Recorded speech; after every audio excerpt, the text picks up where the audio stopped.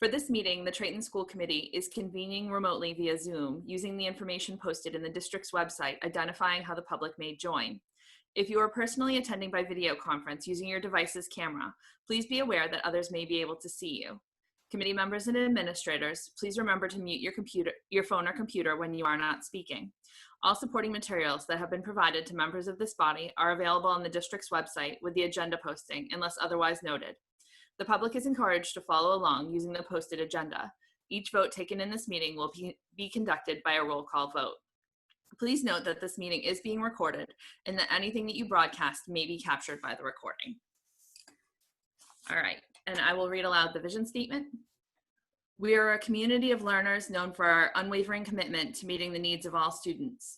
Through the adoption of best practices and our active partnership with families and the wider community who are united in supporting the development of engaged, successful, responsible, resilient learners, students will be well prepared to be ethical, empathetic, and contributing citizens.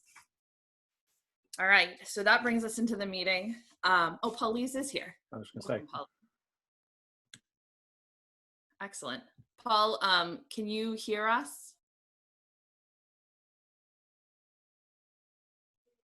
All right, I'm not sure that he has audio, but at least he's here and can hear us for now, and hopefully he'll. I can hear you. Ah, excellent. Thank you. Welcome, Paul.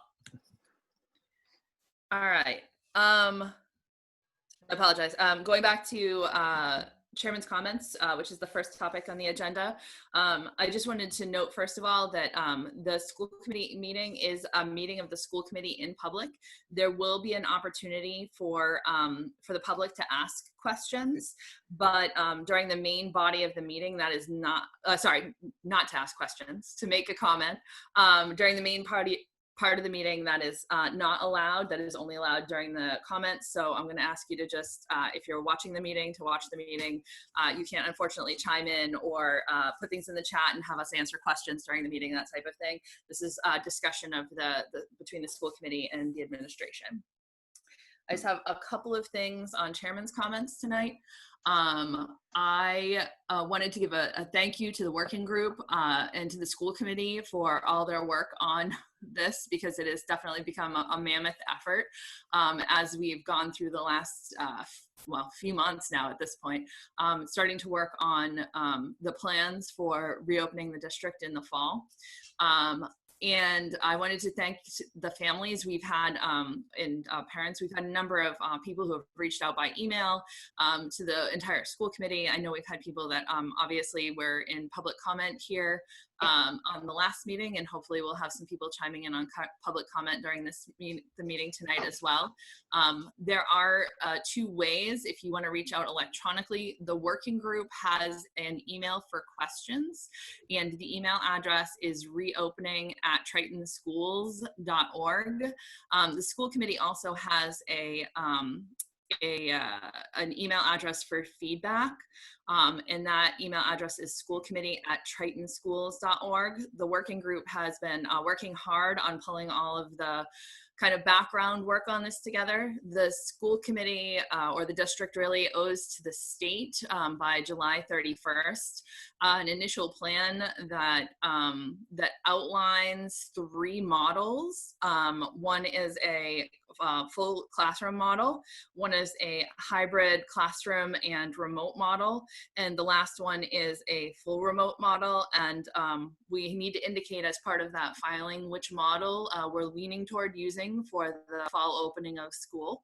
And then a final plan is due to the state by August 10th. And at that point, we'll have a final plan in place, and that can be communicated out to families as a definitive answer.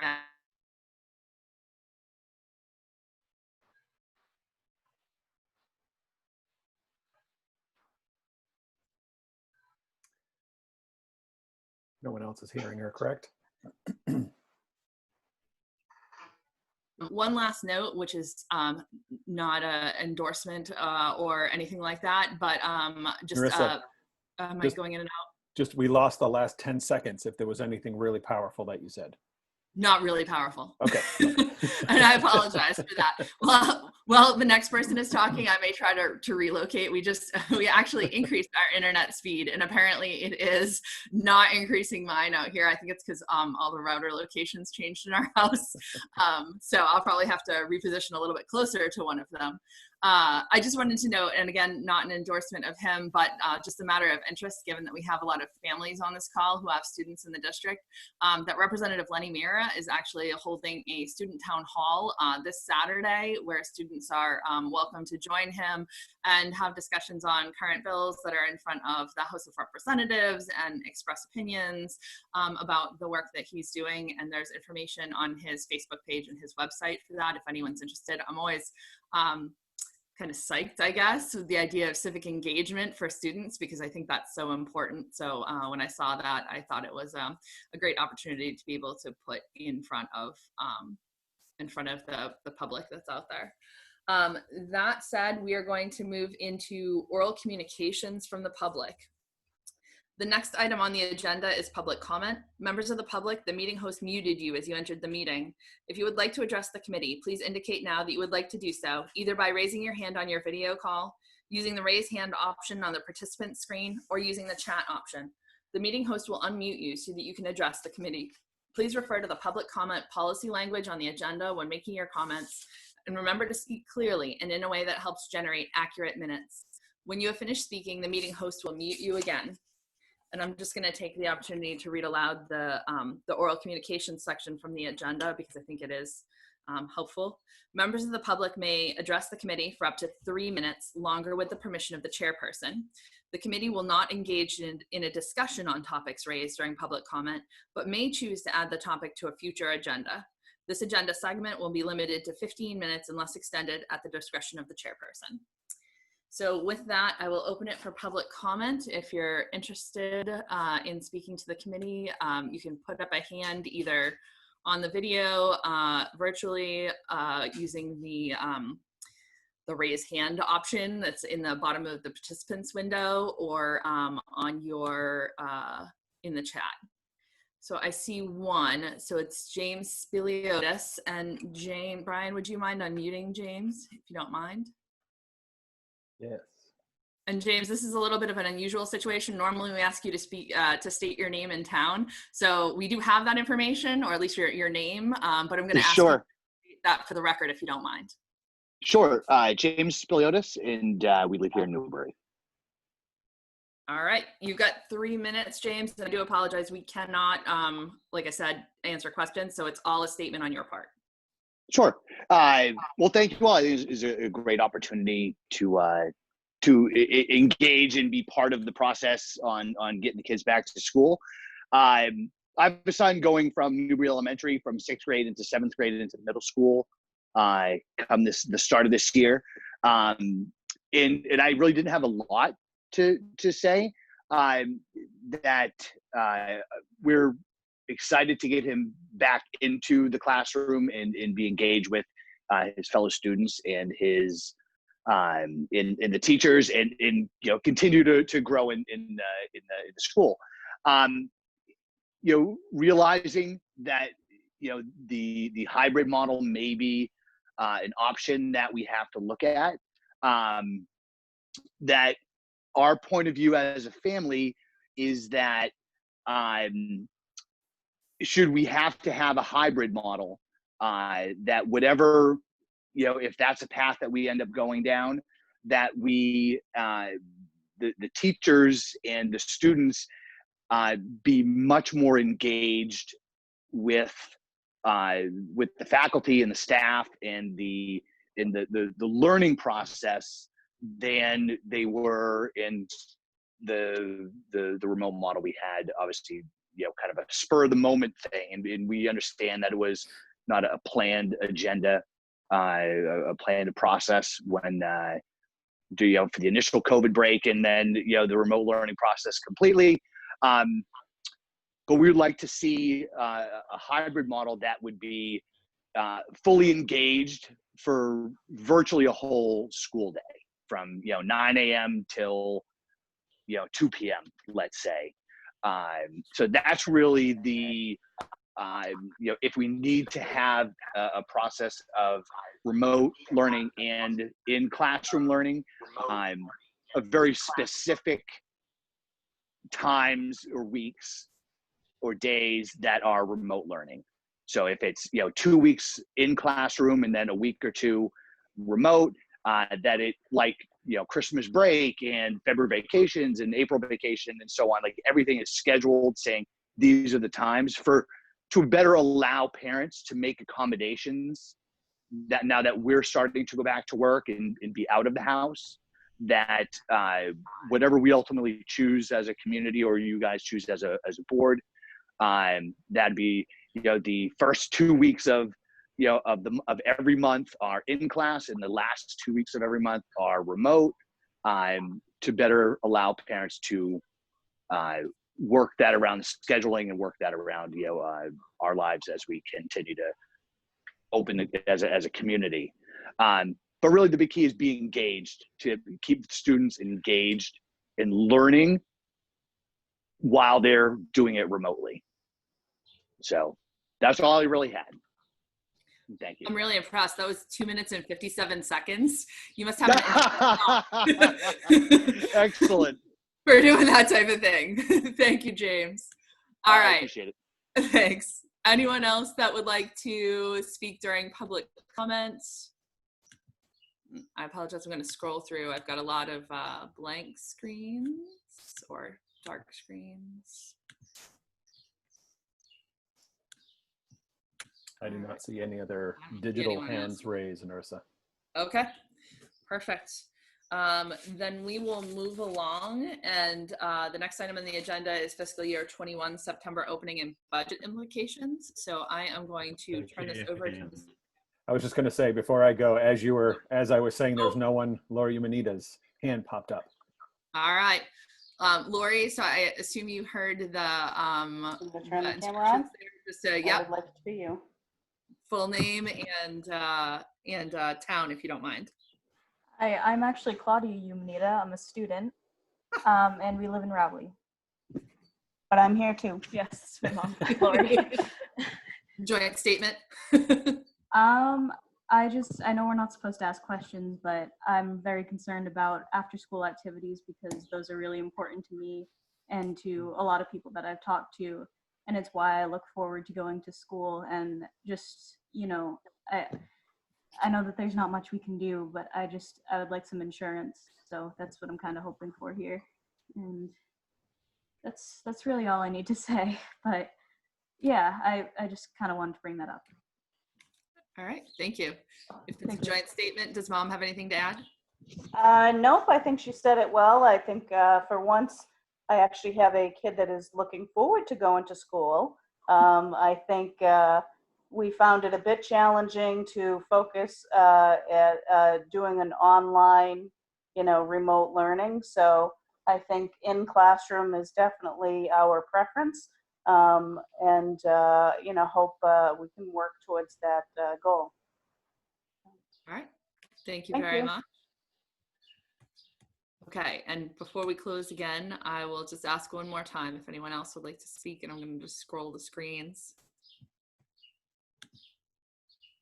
All right, seeing none, we will move along then to the fiscal year 21 September opening and budget implications discussion.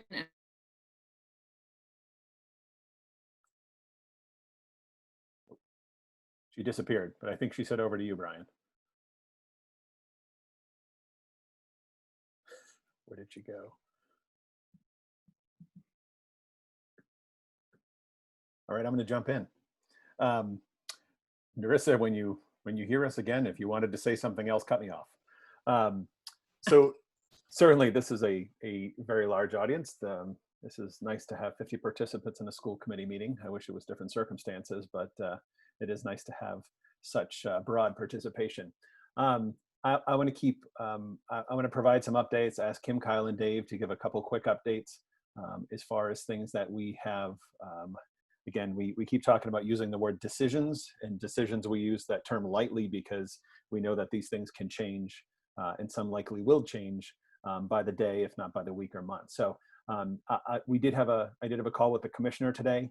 I do not have written new guidance for you, but he did share some information that is expected to come out with guidance. Promised transportation guidance today. And I'm just looking, I shouldn't be double dipping, but I'm looking at my inbox because it usually comes in when they say it's on a specific day. It's usually by sometime that night. So we still have not received it today, but the guidance we're expecting obviously will be extensive. But in summary, what we can expect is that it is going to be one student per seat, staggered. So a student in the first seat is against the window, the student in the seat behind is at the aisle, window, aisle, every seat. But just one per seat. Windows need to be open all the time when the buses are moving. We need to assign students to specific seats, and masks will be required on the buses at all times. So don't have a ton of intel so far, but that was pretty clear to us in regards to the information that was shared anecdotally. Again, not in written guidance yet, but that's what we can expect. Our buses are 77 passenger buses. Which means that we could fit 24 students on any one run using that one student per seat model. So again, more detail is expected, much more extensive detail, but that is the information we're expecting to be seeing sometime today.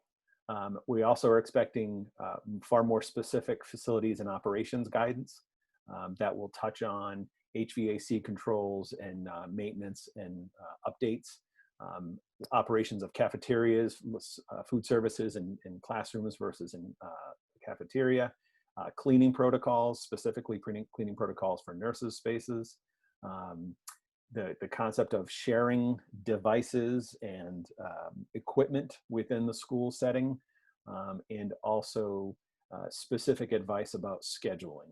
Again, this is kind of anecdotal information that was shared rather than the exact guidance, but we're assuming there will be very specific guidance in regards to cleaning and obviously the protocols we need to follow, but also things like we shouldn't have a student sharing a computer unless it can be wiped down and sanitized in between each use and so forth. So we expect that today or tomorrow.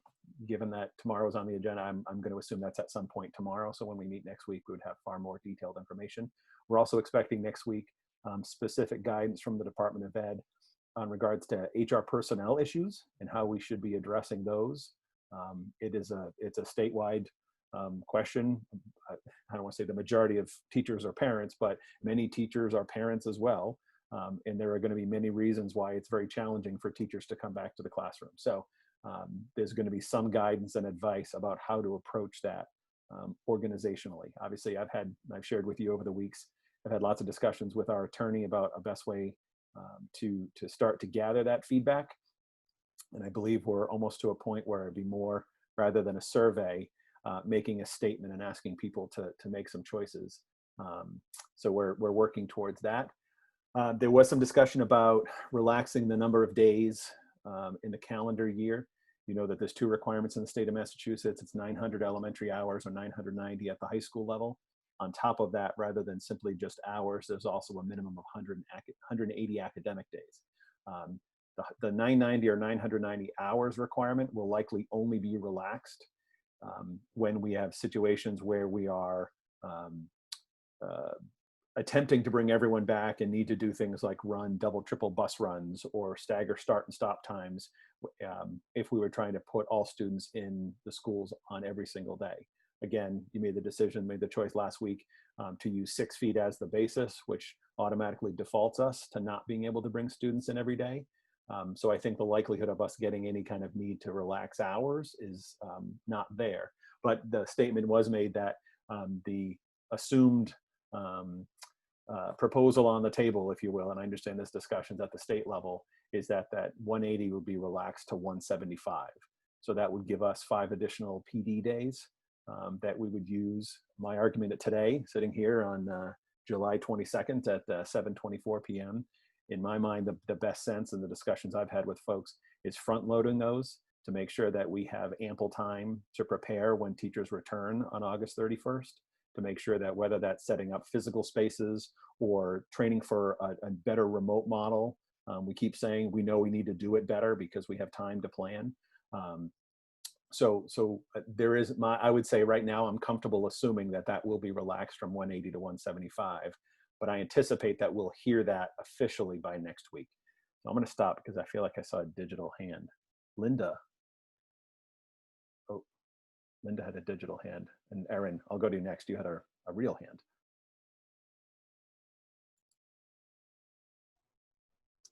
I had a question on the cleaning of is there going to be cleaning and cleansing between classes? No. You mean so again, at the elementary level, it would be self-contained classrooms. Right. And even those where we do departmentalize now, looking to self-contain as much as possible. At the secondary level, there's no feasible way to sanitize rooms in between. We can take some I should say this. Yes, we will put measures in place to do some sanitizing, right? With basic wipes and things, but the sanitizing that's going to happen every night by our custodial crews with the hydrostatic misters and the far more extensive disinfecting, that can't happen in between classes. Can we take some measures, wiping desks quickly? Absolutely. Yeah. Okay, thanks. And Erin? Can I just confirm, you're saying the 180 is being treated completely different from the 990 hours, that the Correct. 180, we don't have to worry about the 100% capacity, but the 990 does hinge on that? Correct. Yes. So Okay. many states just have an hours requirement, and you could, if you wanted to try and pilot into 150 days, you could. I believe New Hampshire's that way, just over the border. So for us, we have the both. So they would be different. So obviously, the relaxing of the hours would come when we say we need to shorten the school day, right? So if we're saying 180 school days, we know what the school days are for hours. We meet the time on learning. If we take 5 days off of that, we don't have to worry about making up those, call it 7 hours a day. But if we said we need to shorten the day by an hour for staggered start times or anything else, we would need to worry about the hours. And those will literally be case by case. But the reduction from 180 to 175 would be a blanket allowance, if you will, for lack of a better term. I'll keep going. The question was asked, and this is a very different statement than was made earlier, and I think it's important that you hear this. The question, and we've had this discussion week over week. 4 weeks ago, the statements being made were this is going to be 90 to 95% directive from the state. This is a medical decision. This is a safety decision. We are going to dictate what schools need to do. Same approach district-wide. That morphed into, the medical advice, the medical restraints and requirements, constraints and requirements are absolutely mandates. There'll be some flexibility in regards to how you implement the model. Today, the statement was made, point blank asked, and the statement was, this is a local control state, so school committees will have control in the final decision as to what model is implemented. So that is, I guess we'll call it a progression rather than a 180, but there's been a progression as the state, and I'm not going to sell out the commissioner here. This has morphed on a daily basis with the data and decisions as they're made, and as one decision's made, it undoes another decision. So I think this has been as crazy and frustrating a process at the state level as it has been locally. So that was a very clear distinguishing decision that was made today to confirm that ultimately it will be you, the 9 of you, as the policy-making body in this district, that I will obviously recommend to you an overall plan. And as Narissa mentioned, the July 31st, next Friday, is a very quick little summary that we're just cutting and pasting online. But then by August 10th, we have to have that formal plan in writing. It's when you approve that plan that basically the state, unless there's something that conflicts medically or otherwise, the state is going to basically allow the committees to make a choice. So I would say anecdotally, in my discussions locally, very, very few districts looking to go all students every day. There are a couple that are still talking about that. The vast majority are talking about some type of hybrid. every other day, every other week, and some variation therein. And then there are several districts that are actually beginning to start to talk about a fully remote model to start the month of September, and variations there. Some people are saying we're going to go remote and see where it takes us. Others have said we're going to commit to the month of September remote. So there is still widespread, I mentioned this several times, when we closed schools on March 13th, that was a local decision, and we did that in concert with, I did that in concert with other superintendents so that we are somewhat on the same page. We're attempting to do that so we can coordinate, so that we don't have districts competing against one another, if you will, in the approaches that they ultimately decide. But it's going to be difficult to have everyone on the same page because, as you all know, if you are human and alive in this country right now, there are widely varying opinions about the best approach to keep kids safe and to bring kids back to school. So, so that was a change today. It was confirmed that we can make the decision locally. The requirement at the state level is grades 2 through 12 students wear masks, and all faculty and staff. Pre-K to 1 is optional. We are allowed locally to say that all students should wear masks, and I recommend to you that as a basis right now, that is the assumption we make, that all students wear masks.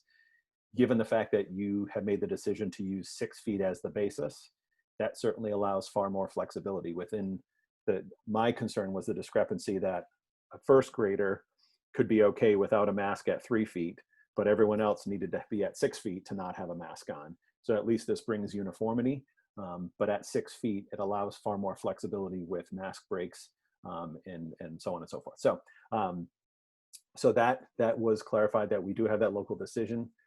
As Narissa said, I'll just say it one more time, the July 31st, which is next Friday, is not a formal plan. It's literally, is it 7 paragraphs, Kim? So it's literally 7 paragraphs, and we'll actually, obviously give this to you by Monday for the committee meeting on Monday night, I believe is the schedule. That is just basically sharing our intention. I think it's 400 words per question, and it's just saying, what did you find out when you did the test? And as we've discussed, at 3 feet, we can bring everyone back at 3 feet. Significant concerns about movement of students when we're at 3 feet. Sitting in a desk 3 feet, we feel good. Sitting in a parent's car at 3 feet, we feel good. Getting them from the car into the classroom and all the other movement, there's significant concerns. We could do 3 feet. We would need to purchase a significant amount of desks, basically for Pine Grove School, because they'd move to tables with the project. And we would need to hire many additional staff, but not from an educational perspective, but from a, I'll call it crowd control standpoint. So it's not about the instruction per se, it's about how do we move at Pine Grove School 490 students around the building safely, providing teachers with planning time, getting them to and from lunch. Big hurdle, and I think one of the major reasons why a lot of districts have moved away from the 3 feet is, how do you do, students have to have masks at least 6 feet when they have masks off to eat.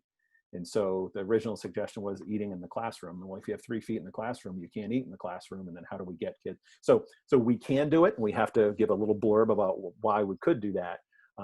So that will give on July 31st, again, next Friday, is just a submission to the state to say, here's where we are as of today, and here's where we believe we'll be going. So we'll be putting on paper basically things we've talked about so far.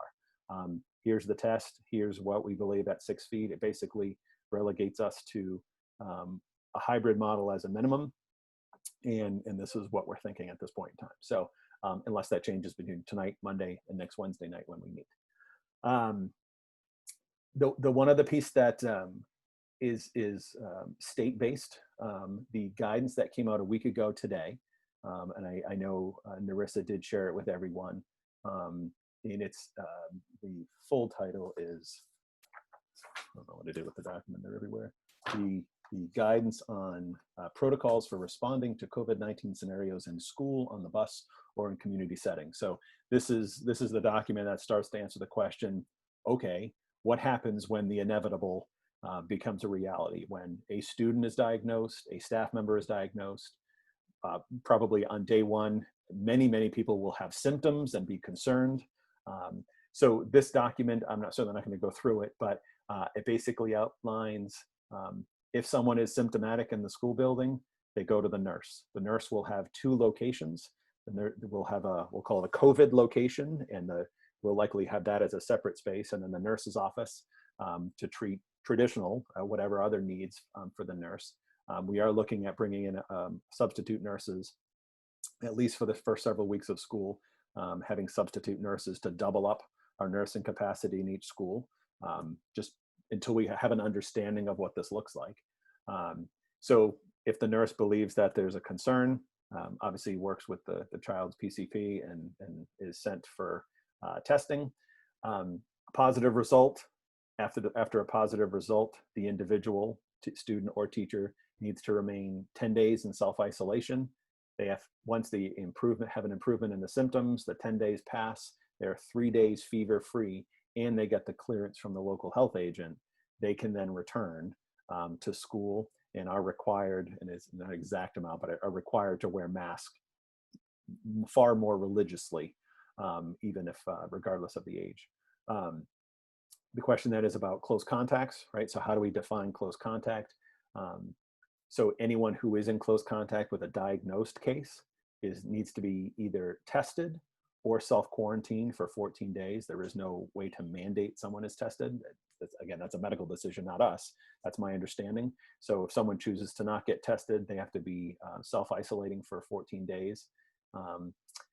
If they're positive after being tested, they follow the protocol. If they're negative, once any symptoms that may have presented are gone, they can return, obviously wearing a mask. So the kind of the 2 key the pieces that I found that were very interesting in this document, I would say new, is, so we know the term close contact, right? It's within, now was 15 minutes within 6 feet. Now it's 10 to 15 minutes within 6 feet. At the middle school and the high school, as much as possible, as we look to schedule, we are looking to the current discussions with the working group at that level. Middle school and high school is talking about block scheduling. I don't want to talk about anything. Kim might give us an update, but the idea is minimize the amount of individuals that one teacher sees in any given day. At a high school, at a middle school, with the movement, not self-contained, there's really no way to ultimately contain that. We can minimize, we can't ultimately contain. So that determining that the folks who came into close contact with anyone who was diagnosed is going to be challenging. At the elementary, it's a little more cut and dry. However, due to the discussions, and we've had the discussions about HVAC, and I know Kyle will want to give you an update. I'm sure many of you are reading research. It's the viral load within the air, and we're talking about how we improve our ventilation systems to minimize that as much as possible. But any student, anyone who's part of a self-contained classroom, spending, I think the assumption is more than 60 minutes. So a traditional elementary self-contained classroom, the entire class and anyone who is in that class during the day is considered a close contact. So if there is one diagnosis, staff or student, that entire class has to be quarantined for 14 days or tested and follow the protocol. So those are the key. I mean, the rest of the document walks through literally scenario by scenario. What happens if you feel symptomatic at home? What happens if you're symptomatic at school? What if you're diagnosed? What if you're in close contact with someone diagnosed? So it's a very comprehensive document. Certainly happy to answer questions. And I did reach out to one of our, in Newbury, Deb Rogers is the health agent. And I actually reached out to her about potentially having a discussion. I don't want to throw her under the bus yet because I haven't heard from her, but potentially joining a committee meeting, because this is something, and I keep saying it, I know other educators keep saying it, we are not doctors. And the most frustrating part of this is there's a lot of medical advice that is being used to support both sides of the argument, if there's just 2 sides, all sides of the argument. So the whole concept of once a student or a staff member is diagnosed, that is a medical discussion. And that is I don't want to say given to, but that then involves the local Department of Public Health agent. And that becomes a matter of contact tracing. So that's not something we do as an education department. But it's certainly something we are going to have to figure out exactly how we fit and how that relationship works. So hopefully we'll see if we can coordinate schedules and get Deb to join one of the upcoming meetings. I So think that's I'm all. back. Yes, look at So that. can we stop there and take questions? I apologize. I switched locations and devices, so hopefully I'm good now. So I'll take questions from the committee. I see one from Maureen. Just briefly, Brian, the document that you were talking about that was released today, I don't have a copy of that. Are we being sent that document? Not today. This was the one from last Wednesday. You're talking about the response to cases. That was the one that came out last Friday. And my understanding, I thought, Narissa, I thought you said you sent that to folks. I did. I sent that Oh. out. It was, I believe it was Sunday, perhaps, that I sent it. It's actually linked. It's not the document itself attached to an email. It's a link that takes you that initiates the download straight from DESI's site. Okay. And I certainly could very easily 19 send it. pages. So not a quick skim. Okay, I just found it. I'm sorry. I'm not sure how I missed that. Okay, sorry. And Thanks. I mean, there's quite a bit of redundancy in it, right? I mean, there's a lot of things that I think we probably could have condensed it into 3 or 4 pages of some very quick protocols, but I mean, it literally goes through protocol or scenario by scenario of how we respond. So certainly the nurses, our lead nurse, Tara O'Keefe, is part of the reopening group, as our other nurses. They spent time today in their breakout room in the larger group meeting, unpacking that document, and had sent me some questions about how does HIPAA compliance work into this. So they're unpacking this from a true medical perspective as nurses who understand the academic and educational implications. So we're unpacking that as we go. Other questions from the committee on that document? I have some concerns that I'd like to raise in that document. And this is hopefully something that Deb could handle next week in discussion. And I think you actually also just addressed one of those as well. One of them is the contact tracing. So my understanding is that if there's a potential positive case, then we tell that family, or if it's a student, tell the family that the student needs, or the nurse tells the family that the student needs to go get tested or wait out the duration of the period, right? Mm-hmm. And I don't know if you know this, Brian, but testing facilities in the area, how many there are and how long it's taking to return results. Mm-hmm. And I also understand that there are multiple tests available and they have different levels of reliability, I guess, Accuracy. how Yep. how accurate they are. Yeah, Yep. exactly. So I'm curious if there's if there's an additional requirement, maybe. Obviously DESI's document doesn't have it in it, but an additional requirement locally where Deb or whoever is providing guidance out to other potentially positive individuals in the community as to the type of test and how long it takes to get the results on that. So that's one piece of concern. And then another one is that the family is responsible for reporting it back to the school. I understand HIPAA compliance, but that seems like a, it's a potential gap, right? Yep. Where there could be an issue in the chain of command, I guess. So I would say and this, because if there's a diagnosis, we would get that through the health agent. Okay, So quickly. a diagnosis, yes, absolutely. Okay. Right. So a diagnosis that's coming through an approved lab is going to go back through the town's health agent, who would quickly notify us. The reliance is if someone's, the biggest reliance that I'm concerned about is we're relying on everyone to basically self-assess every day, right? Mm-hmm. There's no way for us to check 2,400 students as they walk through the door and, do the digital screening, ask the 17 questions you now ask if you go to the dentist, or, so we would spend the whole day just screening kids before we got to teach them. So it's relying on families to basically self-screen every morning and send students in symptom-free. Mm-hmm. Yeah. In staff. And then the last kind of concern I have along that line is is my understanding from reading the document is that the contact tracing within school functions is the responsibility of the district, but the contact tracing outside school functions is the responsibility of the contact tracing organization and the local health agent. Is that correct? I'm understanding it to not be crystal clear on an answer to that. Okay, that So, would be, I guess, a Deb yeah. question, which hopefully we can get the answer to then. Yeah. Well, I mean, I can tell you that every educator in the state is going to say we can't do this, right? So we will certainly do our best.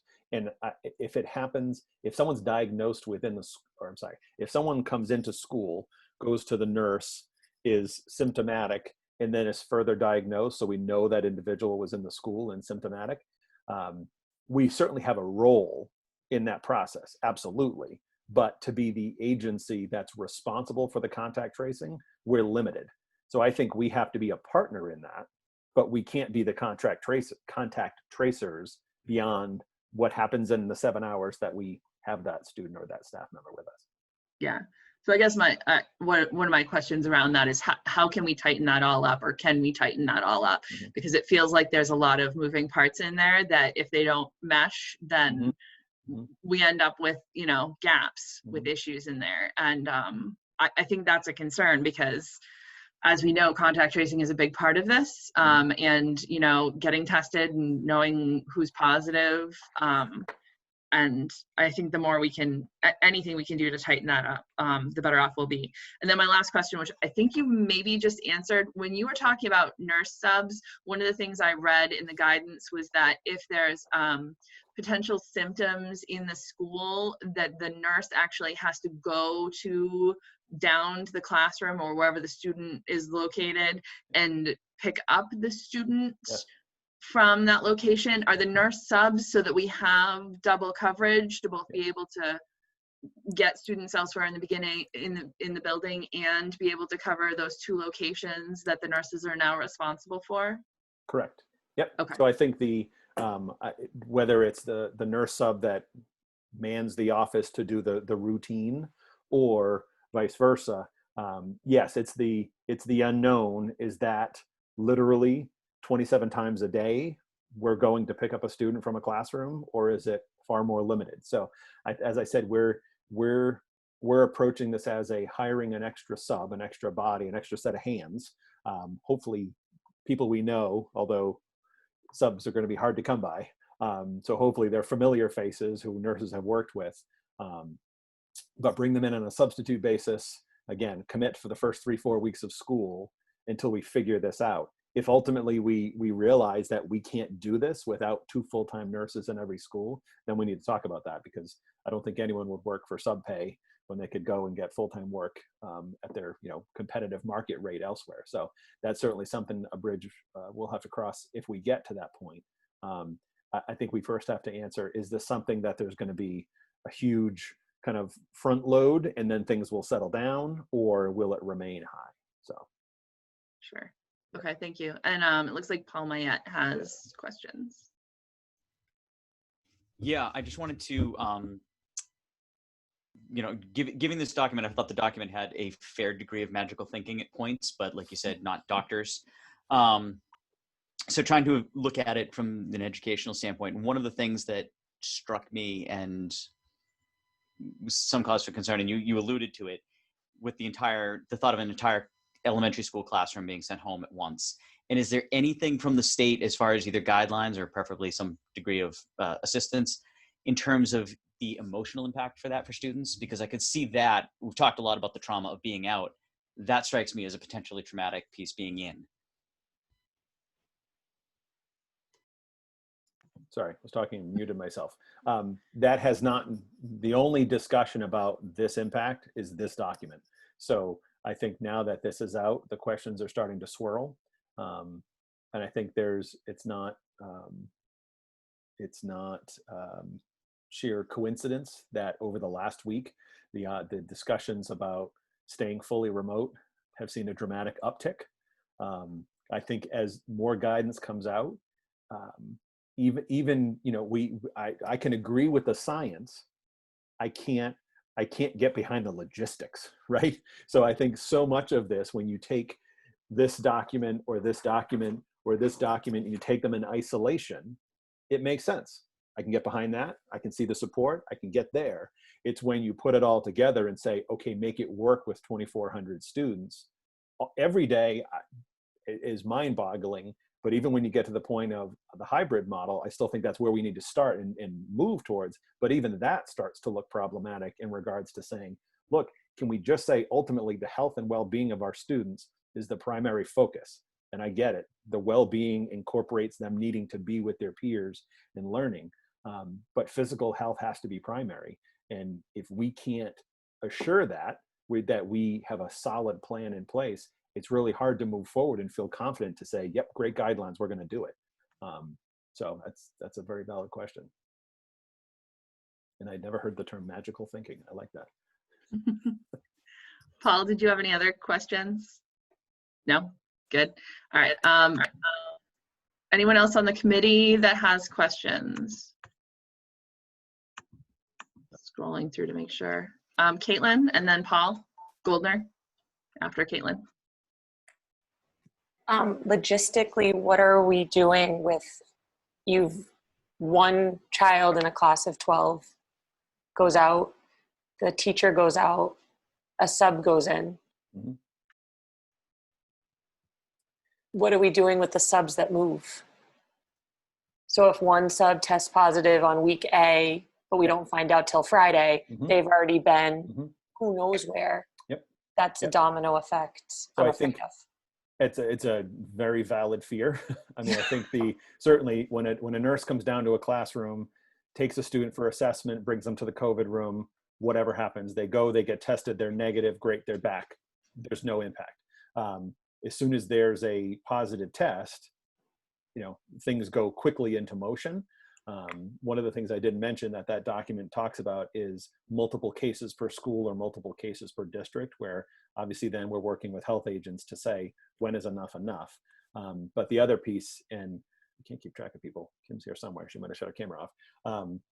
Kim's been working on how do we make connections with colleges who are looking and have student teachers who maybe can start student teaching early or something, because our substitute pool for regular teachers, for bus drivers, for nurses, we're usually struggling to find subs. So we know for a fact that we will absolutely have a challenge finding substitutes. So, part of the discussion and part of the planning is, with a remote model or a hybrid model, it allows for some creativity.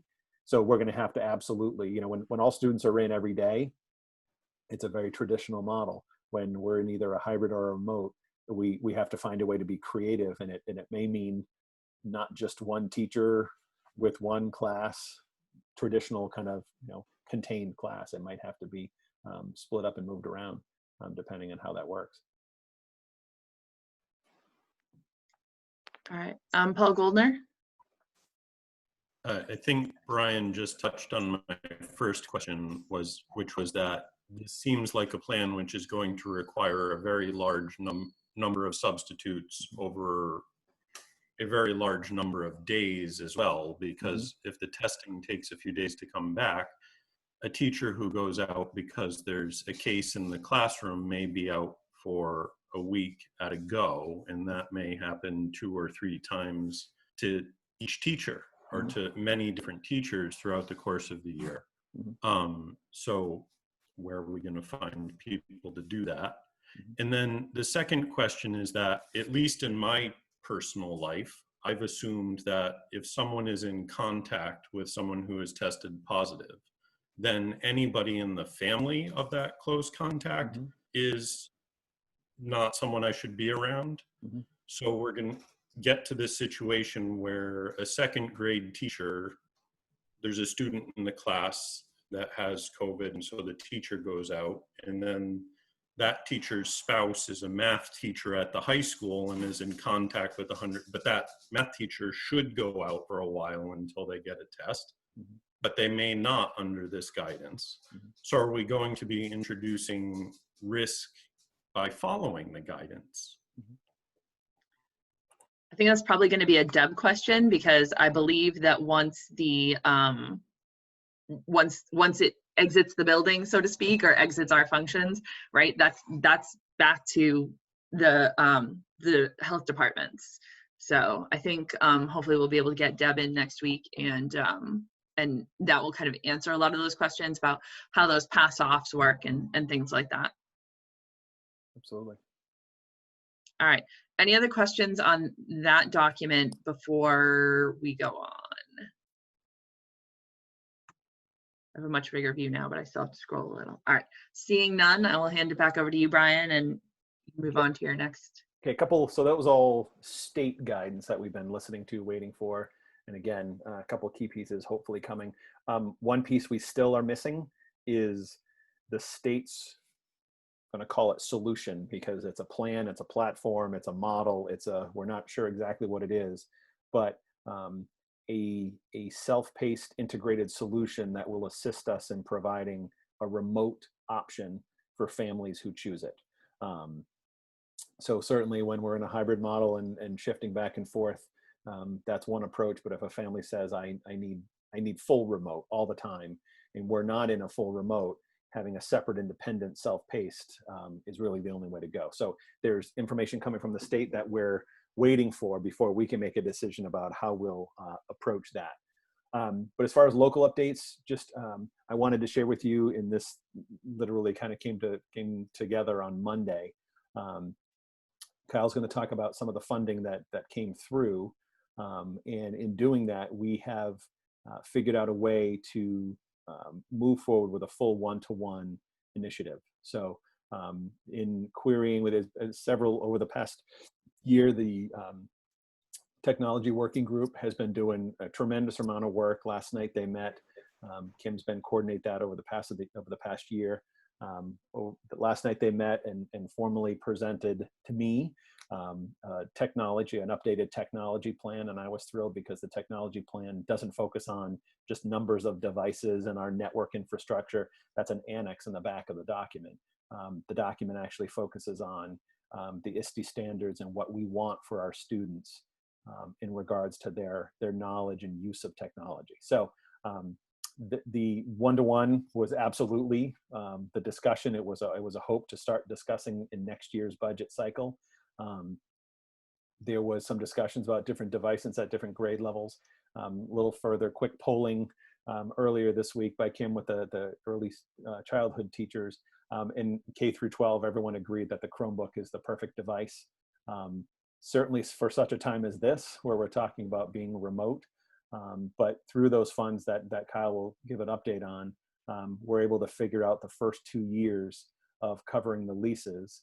And then I think there's opportunities for some fundraising for their groups that have reached out and expressed interest in providing some funding, but certainly it would allow us to have 2 years to kind of factor in what that cost would be, both the fiscal 21 and the fiscal 22 costs for that lease would be paid for through COVID relief funding. So that's certainly exciting that we weren't sure we would get there. This is funding that cannot be, I will say, I was wrong. The discussion about the $225 per pupil, it cannot be used to backfill Chapter 70. So we have to use it for very specific purposes.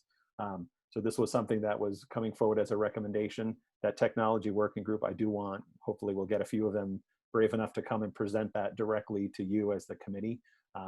It's a great document, but we decided that that's not going to get its good airtime right now if we have them come present. So let's figure out September, and then we'll have them come in and present that to you. But that one-to-one initiative is something we are very excited about, and we're able to move forward on that. Just to confirm again, I've said it a few times, I think, the testing that we did and the decision for 6 feet confirms that we can do hybrid at best. We are settling in on an A-B alternating day schedule. I know there was a discussion last week that I got to watch after the fact. I wasn't here, obviously. But some follow-up discussions, and I know several folks and follow-up to the committee, asking to look at as consistent a schedule as we can possibly have. right? For those who have to deal with childcare, anything that's predictable. To the earlier comment, I forget the gentleman who made the comment, Mr. Spiliotis, was talking about a 2 weeks on, 2 weeks off. I'm not supposed to comment on comments, but that educationally doesn't necessarily work as the best model. But so where we landed is in the most recent discussions, and even as early as today, or recent as today, was alternating every other day, but keeping a specific day. So we would have a cohort A, cohort B, and again, the exact day is going to be figured out. But if cohort A is Mondays and Wednesdays every week, and then every other Friday, and cohort B is Tuesday and Thursday of every week and every other Friday, or maybe it's every other Monday or every other Wednesday, what have you. But 2 of the days will be consistent every week, and that allows parents a little more consistency in planning. So as of today, that's where we're at with that planning.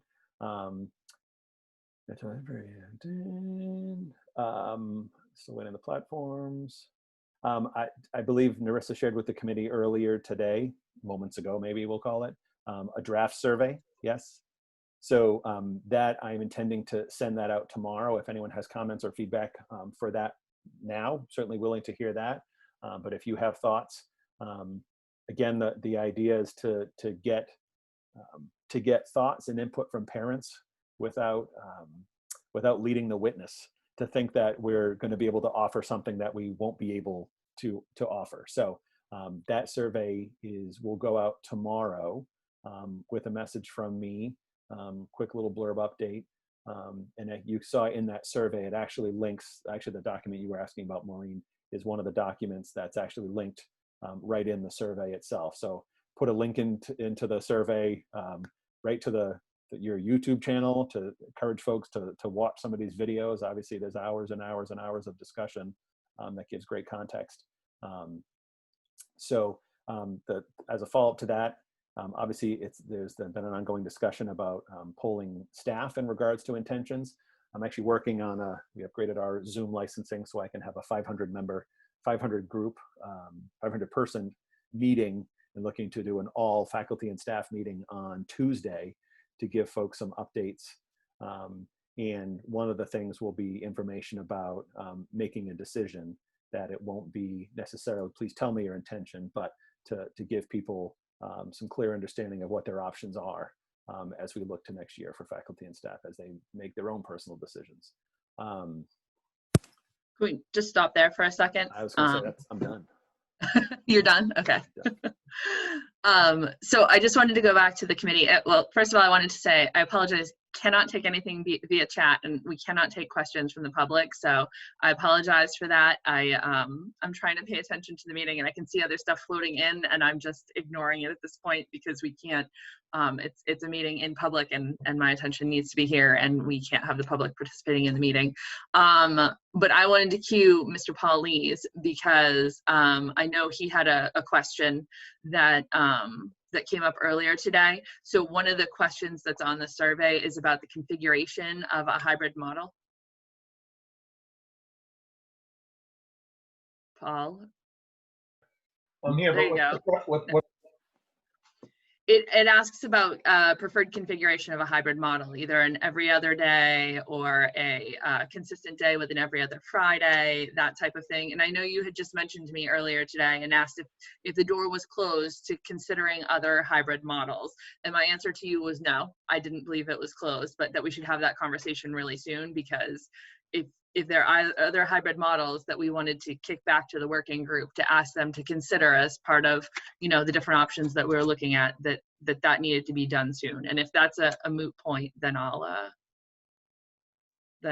just let you go.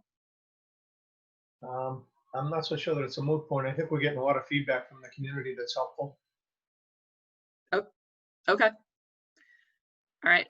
I mean, that's not, I don't know what the exact question was, but to your point, it's absolutely. Thanks to us. Yeah. We're just having conversations with someone else, Paul. No, I will say this, none of this, right? When you vote, and even we can have the discussion about whether you take a vote for the informal information being sent to DESE next Friday, but when you vote on that final document, that's when it becomes definitive. Even then, I would hesitate to use the word definitive. That's your plan as of October 10th, I'm sorry, August 10th, to open schools if nothing changes. Obviously, anything could change and could warrant a shift in either direction, likely more towards remote. But yeah, so if there are other models that the committee would like us to consider, certainly Kim can speak to this, but there's been lots of discussions about all the various models. Just to throw it out there, there are communities that have considered significantly bringing elementary in fully or more fully, and making middle school and high school fully remote, using the data that the 10 and under crowd, if you will, is less susceptible, less likely to transmit and contract the virus. But I think that there's been enough of a concern that is new and not yet full and complete data to say that any one group is more at risk or less at risk. So we've landed with the hybrid K through 12 or pre-K through 12. But certainly, if there's other opinions to consider, the working group is still going strong. So, Brian, I just want to jump back in. I think I've gotten the heads up where Narissa was trying to lead me. And part of what I said to Narissa earlier today was that I felt that we needed to leave open the possibility in different schools for different hybrids, rather than trying to get a one-size-fits-all for all the different age group children, that we'd be willing to do different things at different schools. And that was one of the issues I raised. The other thing I spoke with Nursery about earlier today was that I hope we can get together with the TRTA perhaps a month or so into the school year in whatever fashion we draw on, and just get feedback, whether that's the PNN or the full school committee that gets the feedback. But the key to all of this is flexibility. We need to learn from the TRTA, whether it's the executive branch or whatever, executive board, what's working, what isn't, so that we can be flexible and adapt. Yep, and I think that's a great point. And PNN is beginning negotiations with the TRTA on Monday, the 27th. Have several sessions scheduled, and I'm very confident that those are going to be productive discussions rather than two sides coming together to clash. So I think it'll start on Monday, and I think those will continue, and we'll make decisions, and you'll agree changes, and ultimately we'll keep those discussions going into the year, because similar to the situation with nurses, we're saying we need the nurses for at least the 4 weeks. We may need them full time, we may not. So I think we won't really know how this all works until we have lived the model for 2, 3, 4 weeks. So I think that's a great point. But yes, and just to confirm, so you're speaking about different models at different age levels versus different elementaries. So we wouldn't have one model at Pine Grove and one at Newbury, but might be one at the elementary. Yes, that has been discussed. I don't know if you want to add anything, Kim, but I mean, that was discussed.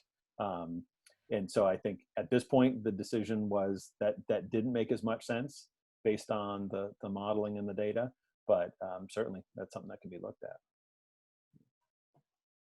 Kim, did you want to chime in before I move on, or are you? Just taking it all in. We've discussed so many hybrid models. I think at one point that was discussed, and they talked about the need to bring kids back for the social and emotional reasons, as well as the academics, and felt like they really wanted to connect to their students in person at the middle school and high school level. All right, I see. Again, yeah, one opinion or their opinion. Thank you.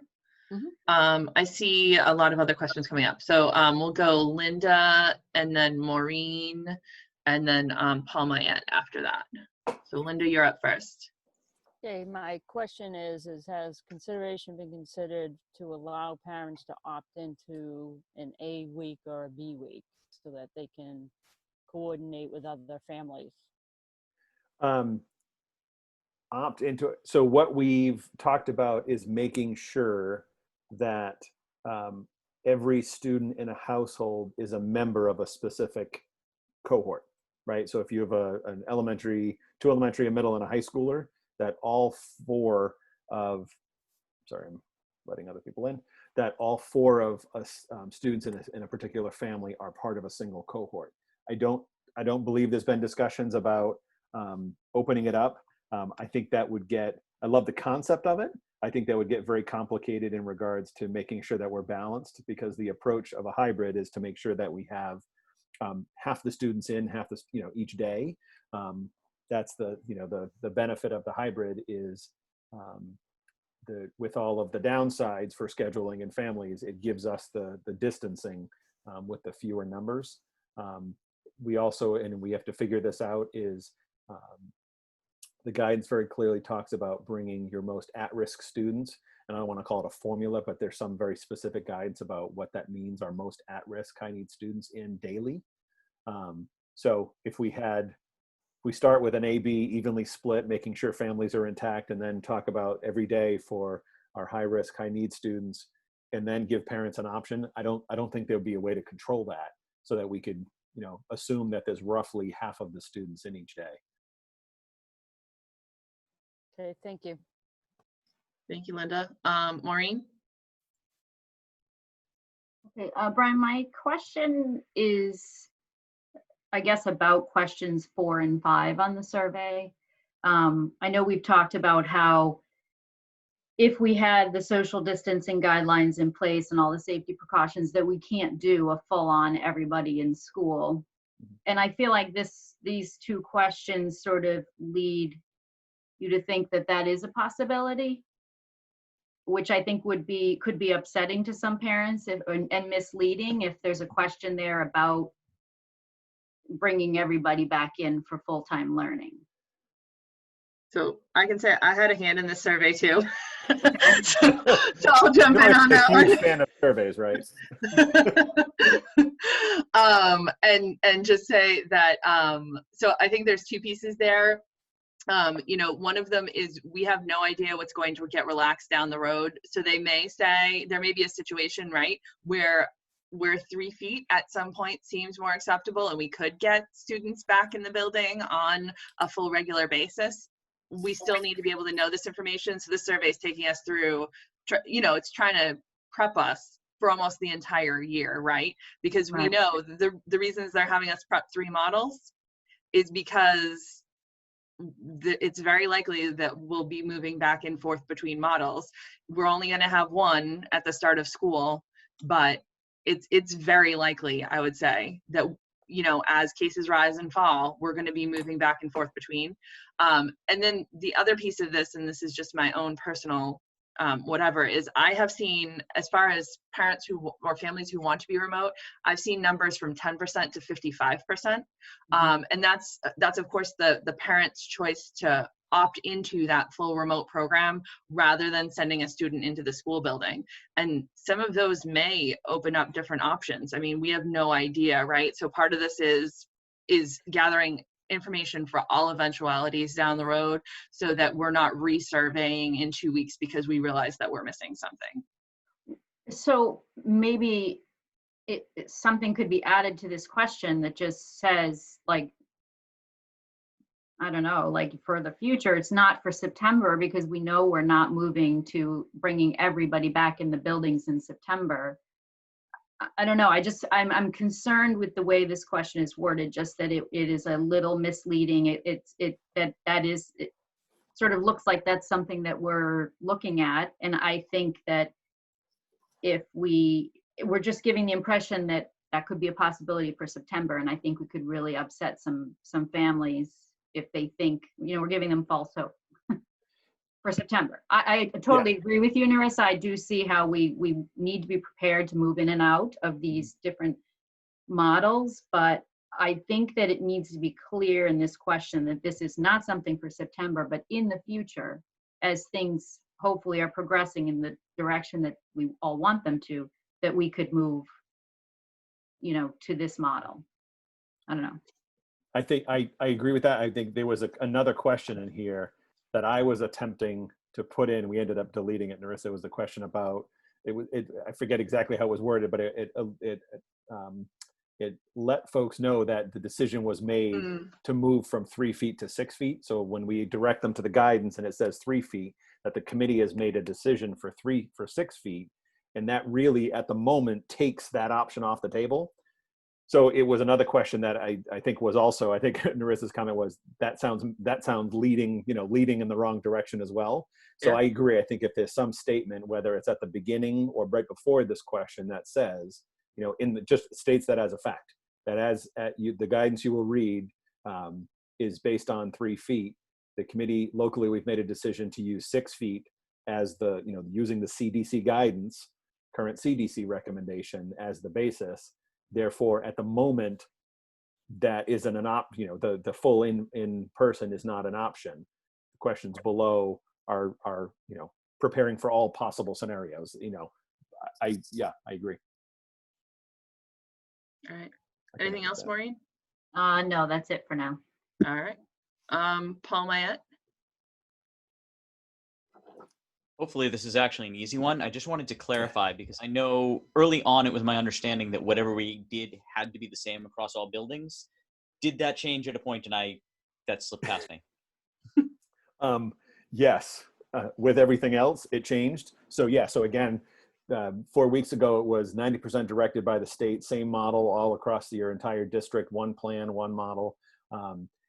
I asked the question of Paul, I haven't heard of anyone proposing or being allowed to have a different model at different schools at the same level, right? So if it's an elementary school, you should have the same approach, but absolutely we can have a different approach at each academic level. So for us, we have 3 levels. Our middle school is only 2 grades, but it is a separate academic level. So yes, we could do something different at the elementary, at the middle, and at the high. I think one of the things, our scheduling, our hope, and that was the topic today, and I don't want to steal any Kim's thunder, but for scheduling, the mantra, right, we're hearing it from teachers, we're hearing it from families, is please just make it consistent and predictable and easy to access. So our hope is to streamline as much as possible. All right, was that it, Paul? Good. All right, Kaylee is up next, and just by way of introduction, Kaylee is our student representative, so she's actually one of the Triton Regional High School students. Thank you, Narissa. So I just really have the question of, we pretty much narrowed it down to A/B week, and I understand it on the elementary level where you have your one class, and if you have half of your class in, you have half of the class out. Same on the middle school level, it tends to be that about half of your, it works out that the halves will work. But on the high school level, I've found that the majority of my classmates will have mainly all of the same classes together. But we also have a lot of classes where I only have one class with certain people.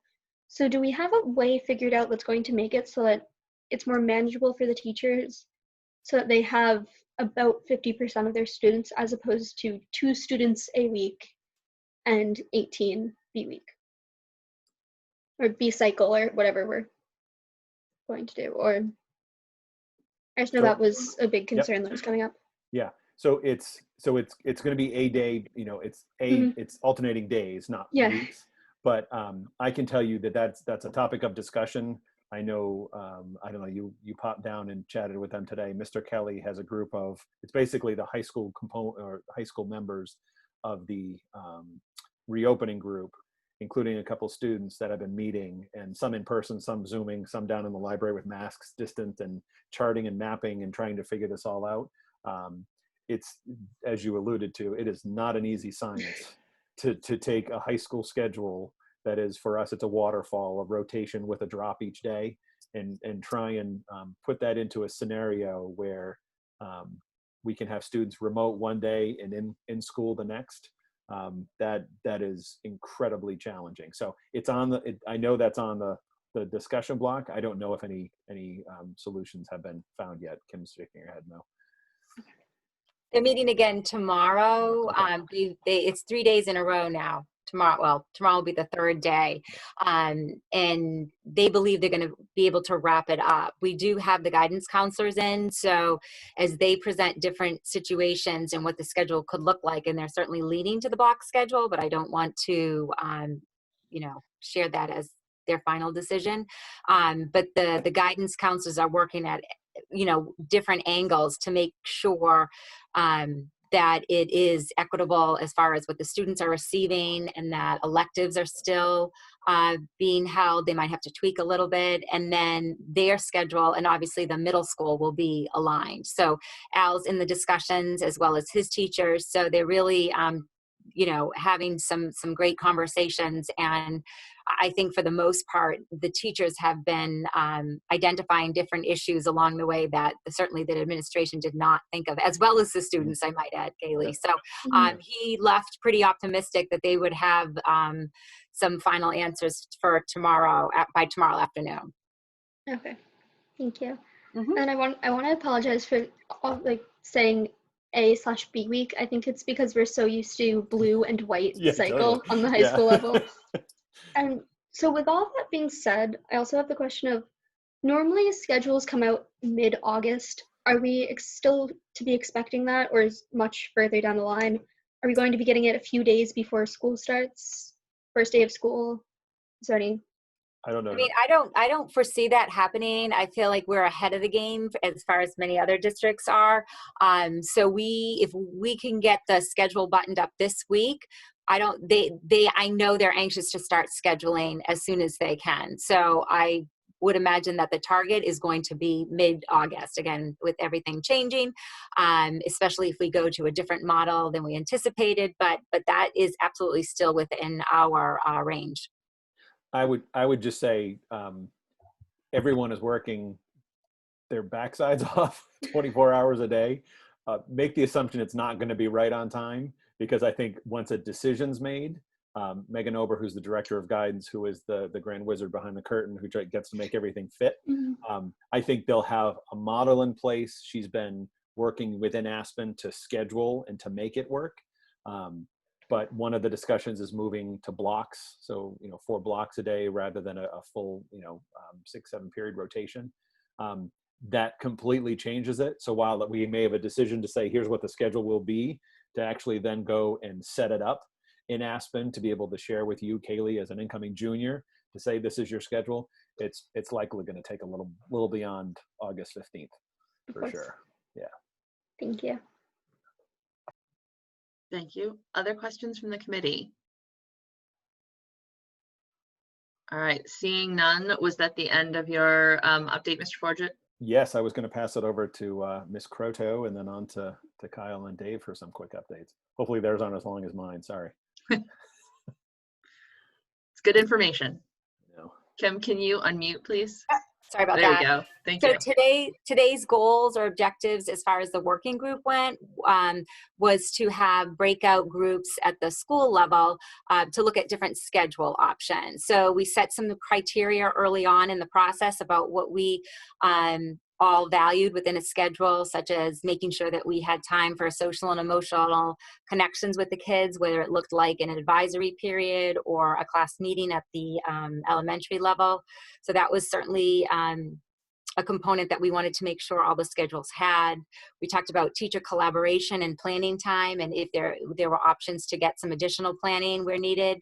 Obviously, student services and equity was on the top of our list, as well as making sure schedules that the hybrid schedules could function in person as well as remote, so that the remote days were not busy work. It wasn't about extra homework. It was really about balancing that asynchronous and synchronous learning.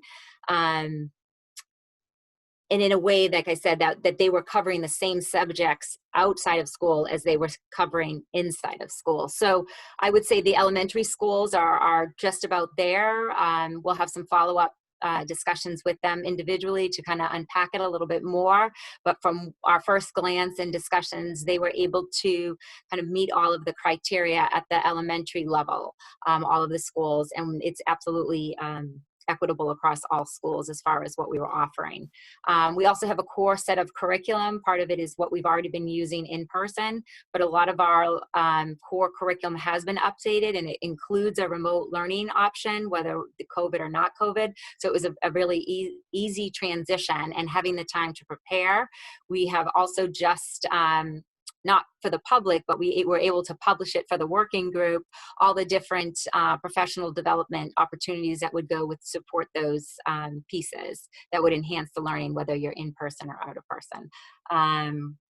So I would say the one piece that we, like I said, we still need to finalize is that middle school and high school schedule. But talking to Patrick at the end of the day and Al, they were pretty optimistic that they were going to reach an agreement and work through some of the kinks by tomorrow.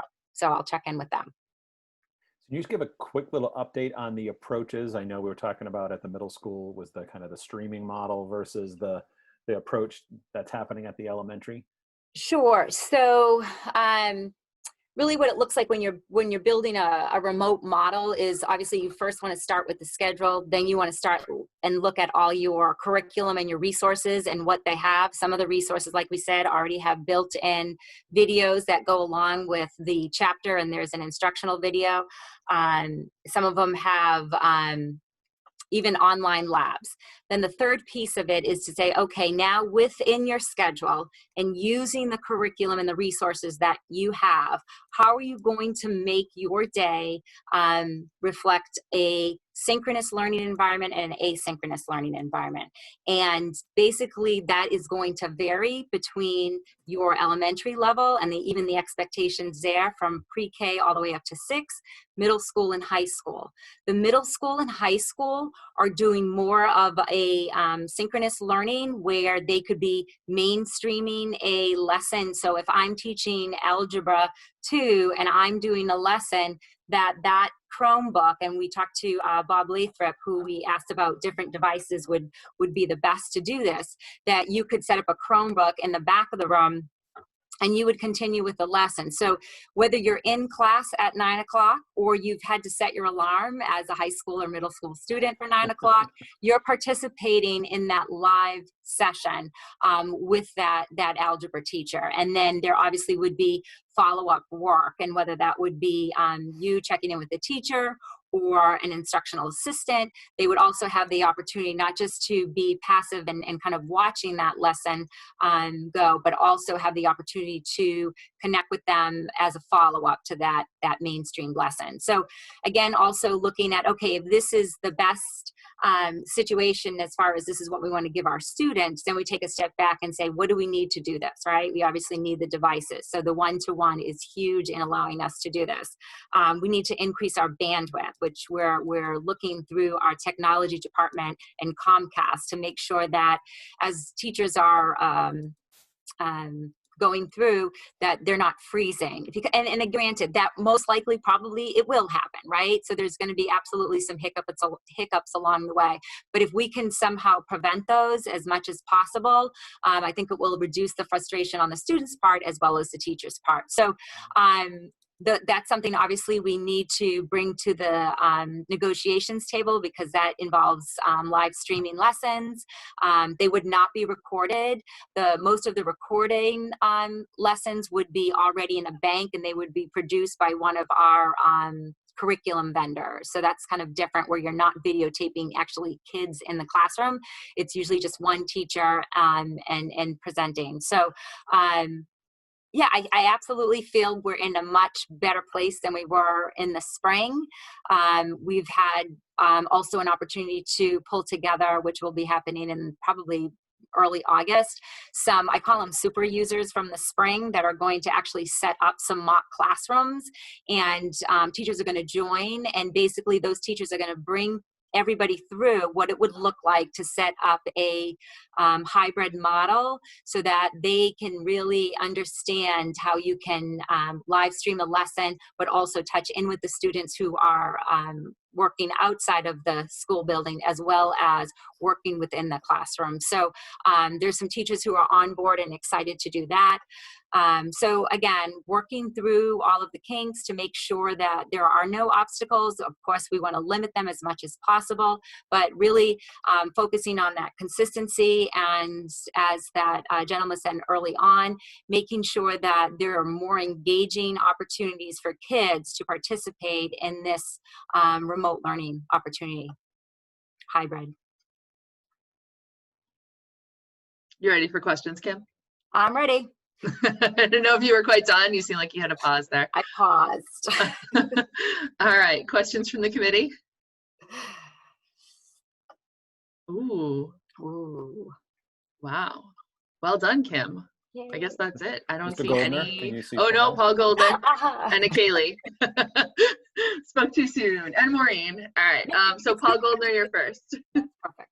So I might have more questions, but my first one is, it sounds like to me what you're talking about is that the kids at home are basically following their schedule throughout the day, and they're being somehow on a computer that's in the classroom, streaming the classroom and watching the lesson that's happening in the classroom, trying to participate in that lesson in the classroom. And my question is, that sounds like 5 or 6 hours Nope. a day on the computer for the students who are at home. And is that? Nope. Then So it broke up. that was actually, we talked a lot about Got it. that. So I think I know what your question is. So basically it's saying, well, what does that mean? Somebody who's at home is going to be glued to their computer screen all day for 6 hours. What does that look like at the elementary level? What does that look like at the middle school level? And absolutely not. That is not the goal. It's about giving kids a balance that is absolutely appropriate to their developmental age. So at the elementary level, we started to talk about what that would look like, even just having a class meeting that's live, right, for the younger kiddos, and then making sure there's some type of connections or small group that as they get older, then we start to really pick and choose which content area lends itself to that mainstreaming type of lesson, so that we're absolutely not expecting kids to go on and just stare in front of a screen. And even the way we are scheduling it, I can tell you at the elementary level, we wanted to put more of the interactive stuff in the afternoon, and then some of the things where they may be streaming live, such a class meeting, or if it was a quick 20-minute mini lesson in the beginning of the day. And when you break that down at the middle school or high school level, it's not going to be all the time every day, especially with that block scheduling. They're not going to have as many, I would say, mainstreaming, live streaming of the lesson, because the amount of content is reduced. So they might only have 2 or 3 lessons that they're observing, and then on the back side of that is their independent work or small group sessions. So they have a little bit more flexibility as far as the middle school and high school, after they get that initial upfront teaching, how they're going to structure their day in the afternoon, knowing that when they come back to school, they're going to be accountable for that work that they did independently. Did that answer that question? Because we talked a lot about that today, what that would look like. All right. Paul says he's good. So we're on to Kaylee. So that bit kind of led to a few more questions on my part. The way it's sounding, like, I think you just tried to say that this isn't the way that it's going to be, but the way it sounded to me was that, like, you'd be, let's say, Zooming, watching, let's just go with watching the class while they're doing the lesson. But personally, I kind of feel like that's going to lend to more distractions in the classroom from the people that are online or the people that are actually in the classroom. And it also, what are we going to do when a kid on the Zoom has a question, but the teacher's up front and can't get into the back of the classroom to ask that? Or because you can't have kids just shouting out, like raising your hand, you won't be able to see that. So I'm just a little bit confused on how it's actually going to work on a high school level.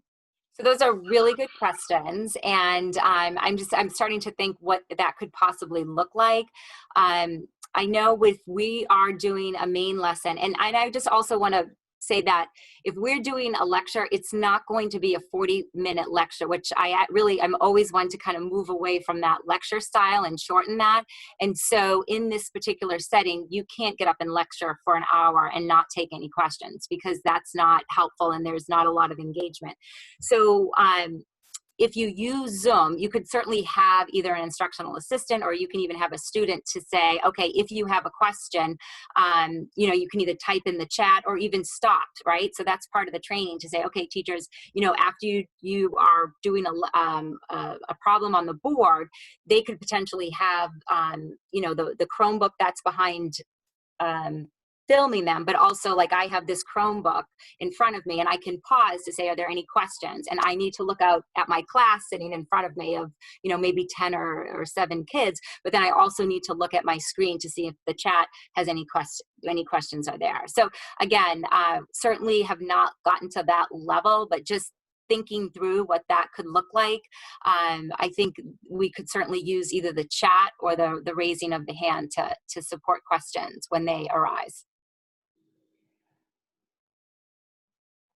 Yeah, I definitely get what you're saying. It's just when it's going through my head, there's more problems than more consequences than benefits that are presenting themselves. There's definitely a lot of logistics to work out for sure. Definitely.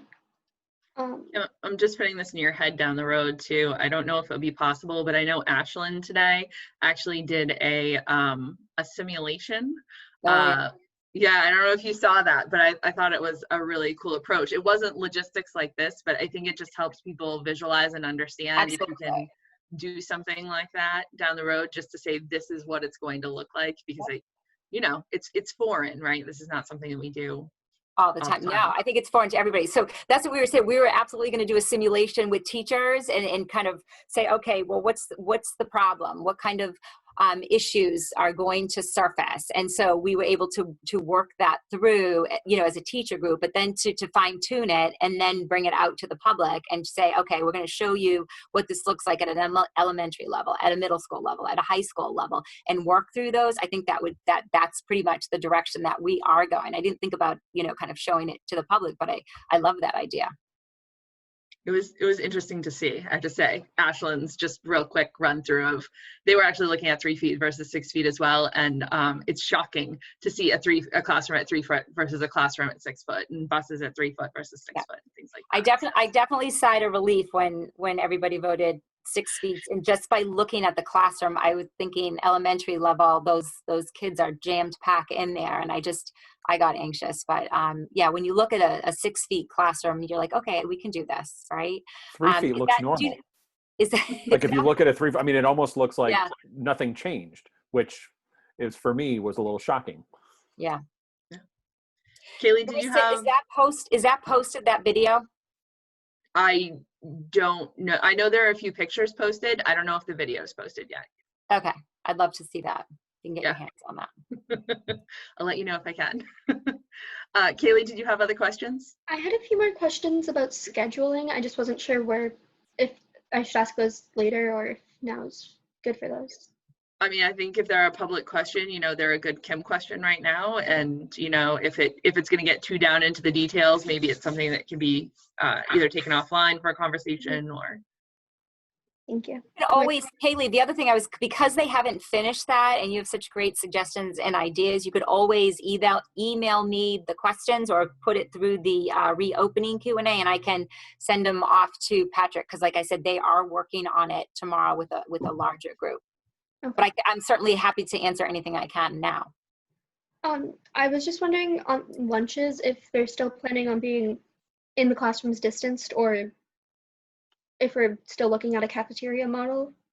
Wasn't sure if there's any news on that yet. Yep, nothing yet. So that's part of the expecting.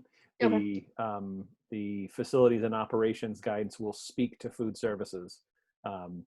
One of the complications Kyle and I have chatted about is if we're operating and we're open, we have to provide meals. Mm-hmm. We have to provide the school lunch program to everyone, whether they're remote or they're in person. Mm-hmm. So obviously Lucinda has shown that she can do an amazing job with a creative grab and go meal program when all of the cafeteria workers are doing that rather than serving in the cafeteria. If we're doing both, that obviously is logistically very challenging. So we're awaiting that document tomorrow.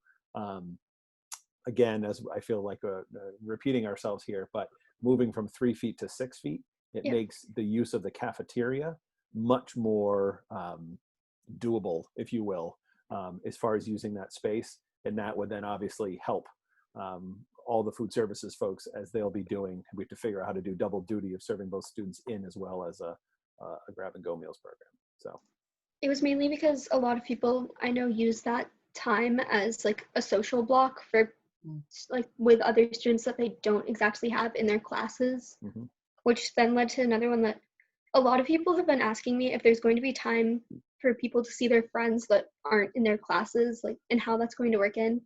Because a lot of people have been contacting me saying that they never have any of their friends in their classes, or they're in different grades from all of their friends, and they're really wondering how that's going to work because a lot of people go to school for their friends. Yeah, absolutely. And there's, I mean, I'm sure you've all read lots about we talk about we need to bring kids back because of the social and mental health benefits, but there's as many concerns about bringing everyone back into a situation that's sterile and controlled. And as a general rule, we need to limit as much as we possibly can, hence the decision to move, or at least look at a block schedule, because it breaks it down to 4 groups that a teacher would be with and students. So as much as possible, the term DESE uses is cohorting. And this is, if you look at all the international studies, it talks about pods, it talks about groups, cohorts.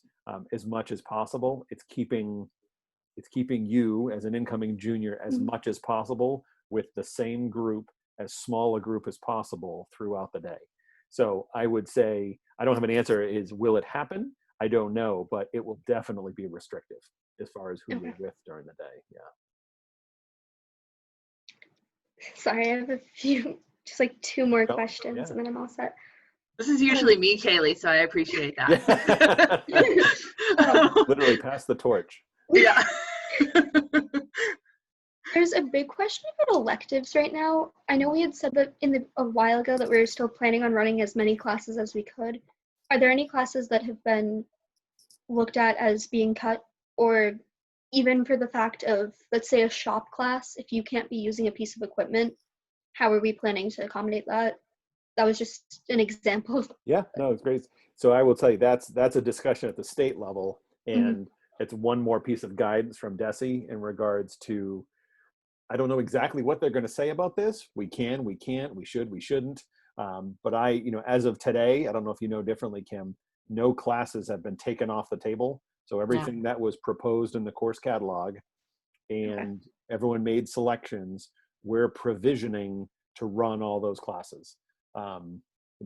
Whether that be, I'm sure everyone's inbox is filled with, probably not mine, but solutions to put masks on trumpet horns so that you can still blow through a trumpet and it does the same thing as if the mask was over your mouth. So I mean, literally everything is being looked at, from arts to kind of STEM to business courses, everything. Absolutely looking at everything that's elective. So right now, as of today, our plan is still to run everything that we can. Okay. Yep. One more about like specified classes was, I know a lot have been asked to me about gym classes, especially because on the upperclassmen level, you pick which gym class you're going to be in. Have we waived gym classes for this year credit-wise, or is that still? We have not yet. Okay.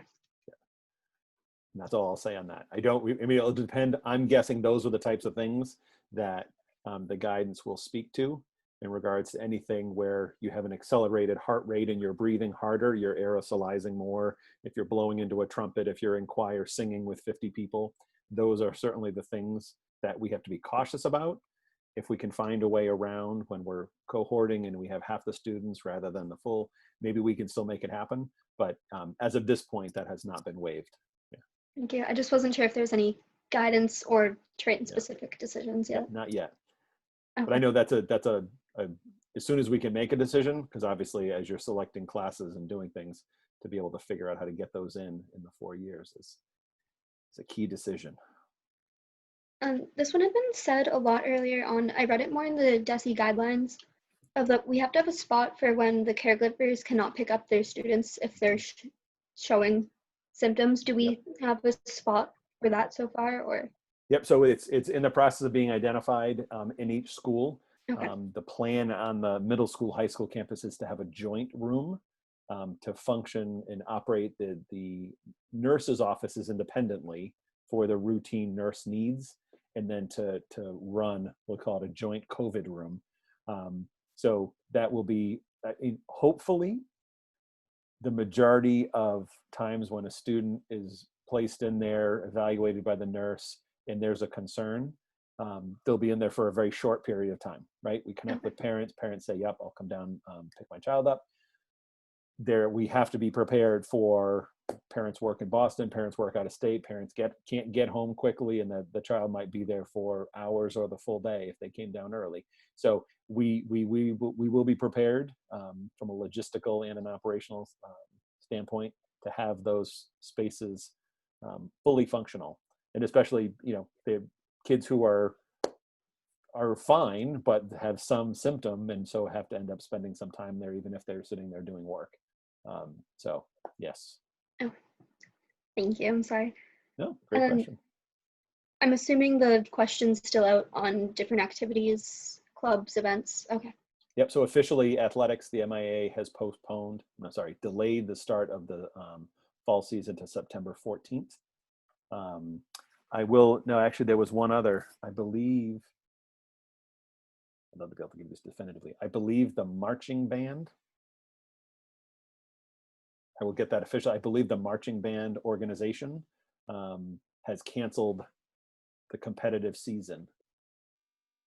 That was Ms. Densmore was mentioning that to me. I believe they're in the process of canceling the entire season, Okay. competitive band season.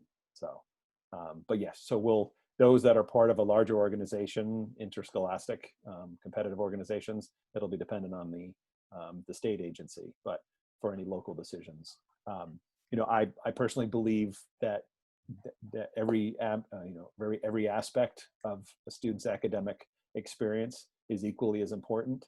So I think we certainly need to figure out the day first, right? The 7:42 to 3:13 for the high school. But beyond that, anything we can do, we will absolutely put into place. Absolutely. Thank you. Right. Great question. All right, thank you, Kaylee. So we've got a number to follow on. I think Maureen was next, and then Paul Goldner, Tina will go down the list. So. Okay, the question I have is in regards to technology. So Kim, I don't know if this is your question or if it might flow over to Kyle. And it's the one-to-one that we're talking about getting, I'm assuming, Chromebooks into the hands of every student. My concern is the Chromebook itself. Like I use my school committee issued Chromebook, but I cannot use it for these types of meetings because it doesn't have the bandwidth. So my concern would be might be a lot of frustration for students if they, the teacher keeps freezing, the class keeps freezing. And I don't know if maybe my Chromebook's a little on the older side and there's more up-to-date devices, but it's just a concern I have. Yeah, so I would say we're working to roll this new lease and to provide as many new devices as possible and get rid of as many, even if it's turning in at least 6 months early or what have you, or whatever that is, to roll and make sure we have the most current technology, specifically with the teacher, right? Because if the teachers have a 3-year-old Chromebook, and we know the technology changes so quickly, that's why Chromebooks are so cheap. But if the teacher has a Chromebook and is streaming from a Chromebook that doesn't have the latest video card and bandwidth, it's going to be frustrating on the other end. So yes, we are looking to address that. I don't have the perfect solution for you right now, but I think from a device standpoint, from assessing the network infrastructure at the district level, to make sure that if there are 50 teachers streaming at the same time, that's not going to shut down the network. We have a very robust 2 gig internet connection, so it should be capable. But that's certainly working on that to make those assessments to make sure that it doesn't become an exercise in frustration. Yeah. Other questions, Maureen, or that was it? Oh, yeah, it's just more of a concern, expression of concern in Yeah. terms of, the students moving forward with remote learning, and just the device themselves not working properly. I should also note, so we're looking to streamline everything into Google Classroom. That seems to be the universal belief, is that Google Classroom can be the one-stop shop. So it's the one place that parents know to look, students know to look, whether it's morning class, afternoon class, everything's in Google Classroom. It'll be linked out to Go Math, and we linked out to all kinds of resources, but it's the one central place. We're looking at upgrading to Google G Suite Enterprise, I think it's called. That's actually a small fee and actually upgrades a lot of those services. And one of them is Google Meet, which is basically the Zoom equivalent. A lot of the features that everyone likes in Zoom, if you have the app, like putting 49 people on a screen rather than 9 and scrolling through, a lot of those are coming to Google Meet. So part of that is that integrated solution. Zoom can be very bandwidth heavy. And if we're using Google Meet, that's another part of the solution that's being explored. No decisions yet, but that's being explored. So Brian, if we're putting everything in, Google Classroom, do you anticipate that we would have to do something with the TRTA to sort of, because I feel like in their contract, it talks about what they're supposed to be doing. Would we need to make some sort of memorandum of understanding with them? That is on the list that we'll start talking about on Monday. Okay. All right. I don't think it's a big battle. I think everyone agrees it's a very straightforward discussion. Okay. Yeah. All right, thank you. All right, Paul Goldner. Two questions. The first one I hope is pretty straightforward. We're talking about streaming classrooms into potentially 12 student homes or so at a time. We do a photo restriction at the beginning of the year. I'm assuming we're planning some sort of video restriction document to go out at the beginning of the year. A release in regards to, is that what you mean? So some students' families don't want their picture utilized by the district, right? Yep. So I'm assuming we're going to do some sort of a video restriction so that students aren't streamed into other students' homes where potentially other people who are not the student might see what's happening in the classroom. Yes, working through that. Those are all part of the discussion, and actually one of the features that I just heard about on Google Meet today is that actually can blur backgrounds too, right? So one of the concerns is, had lots of discussions with teachers, students, families who don't want you to see what's going on behind them, and they don't have a private place to go off to. So a lot of those features that we can be able to implement, but yes, absolutely, there's a release, a liability waiver to be reviewed. And I think that to note too that we wouldn't be recording, right? Anything, and that's been the agreement all along. You can shut off the ability to record in Google Meet or in Zoom. So it couldn't be recorded, it would only be live streamed. And as Kim mentioned earlier, I know there will be teachers who are already working on them, Mr. Boyle, that are already, pre-generating other lessons, but it wouldn't be with the students with them. It would be, for asynchronous learning, but it would just be the teacher. So yes, on the docket for consideration. So, but the students in the classroom going into other people's homes, are we going to be like, are they going to be videoing into other people? Like, are the live streams going to capture students in the classroom? No. And then those students in the classroom be set? Okay, great. Yeah, good. yeah, no. So I think Kim mentioned that the Chromebook would be in the back of the classroom. I actually think it would be in the front of the classroom. So as you know, on Zoom, I'm 6 inches away from the computer here. If I'm over here, it gets very far away. So the Chromebook would actually be close in capturing the teacher, not capturing the students. Mm-hmm. Okay. And then the second question is, it sounds like we're starting to set up the classrooms and see what the classrooms are going to look like with desks 6 feet apart and all of that. Yeah. This is question that's going to generate more questions next week, I think. But teachers moving around the classroom with the 6 feet spacings, is that going to be possible? What is that going to look like? Or is the teacher going to be locked behind the desk at the front of the classroom for the whole block? So, you know, in the models, in all the schematics that that DESE has produced, it certainly talked about that 6 foot teacher space at the head of the room with 3 feet. Again, we needed to clean out the classrooms basically, and it was nothing but teachers, students, and desks for those individuals to sit at.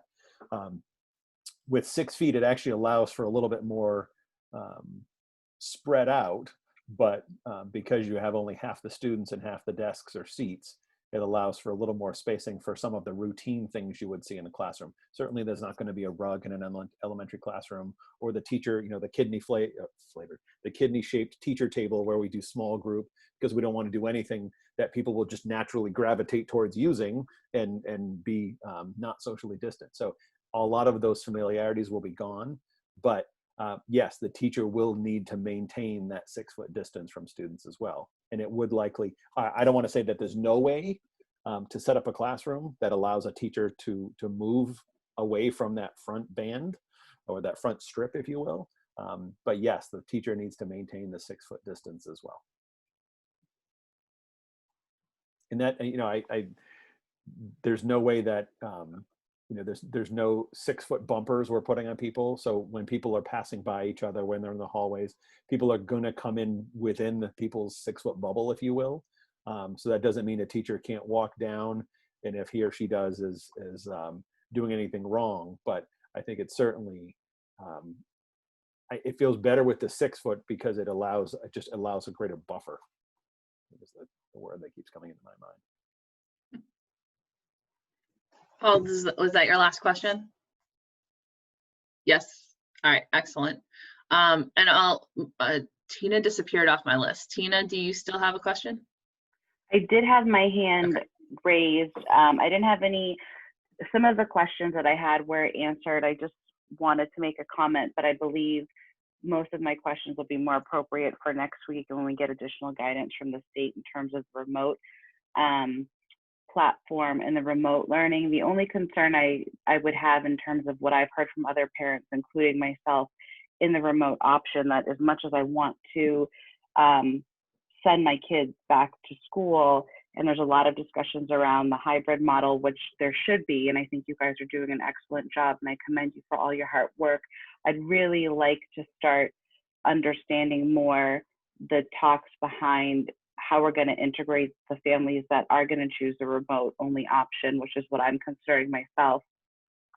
Not because I'm afraid of sending my kids back to school, but that's just something my family's decided that we think will work best for us, and how to keep them connected to that. So I think those are things that a lot of parents will want to hear more of, because I do have concerns that we said at the beginning, this is going to be a logistical nightmare. This is proving to be just that. And my concern is that I don't want to use the word wasting time, but that instead of focusing on creating the most robust experience, knowing that we will probably get sent home again, that we're focusing on all of these things. And I understand we have to come up with these plans and we have to have these options, but I'm just concerned that we're going to set ourselves up to fail again. So I'll definitely be interested in the future conversations more to hear more about the remote learning plans. And I'm also concerned, and just bringing up the budget quickly, and I know we'll get to that, but it just feels like this is a dismantling of the public education system, and we're not giving much of a choice no matter what we do. It won't be enough in all your hard work and efforts. We're going to be blamed for not being able to get it together because we don't have the support of the state government or the federal government at this point. So I'm just a little concerned what that's going to do. And I feel like we're trying to prove ourselves by coming up with all of these backbending plans, and none of it's going to be sufficient. So sorry to be a Debbie Downer, but I just had to throw it out there. But thank you guys for all that you're doing. And I'm looking forward to hearing more on the remote plans in the coming week. Absolutely. Yeah, and I think you're right, Tina. I mean, this has been one of those kind of long ongoing things is there a ton of questions and not a lot of answers right now, and we're slowly getting more answers. And I feel like things are going to come together much faster now that we have deadlines and DESE is committing to dates rather than this mid to late July, possibly August sort of thing that we've been hearing all along.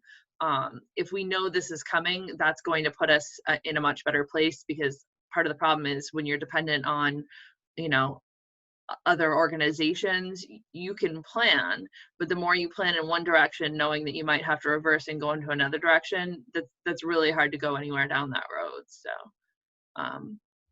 hopefully that'll be coming. I did actually check the state Combis website, and the RFP for the state platform, which I can't get access to. I don't know if Kyle can. That was one of my curious questions. Was actually due today. Today was the due date on that. So hopefully they're getting their RFPs returned, and we'll be able to turn that around to get some information pretty quickly. Yeah, and the question remains, how self-paced is it? Yeah. How independent is it?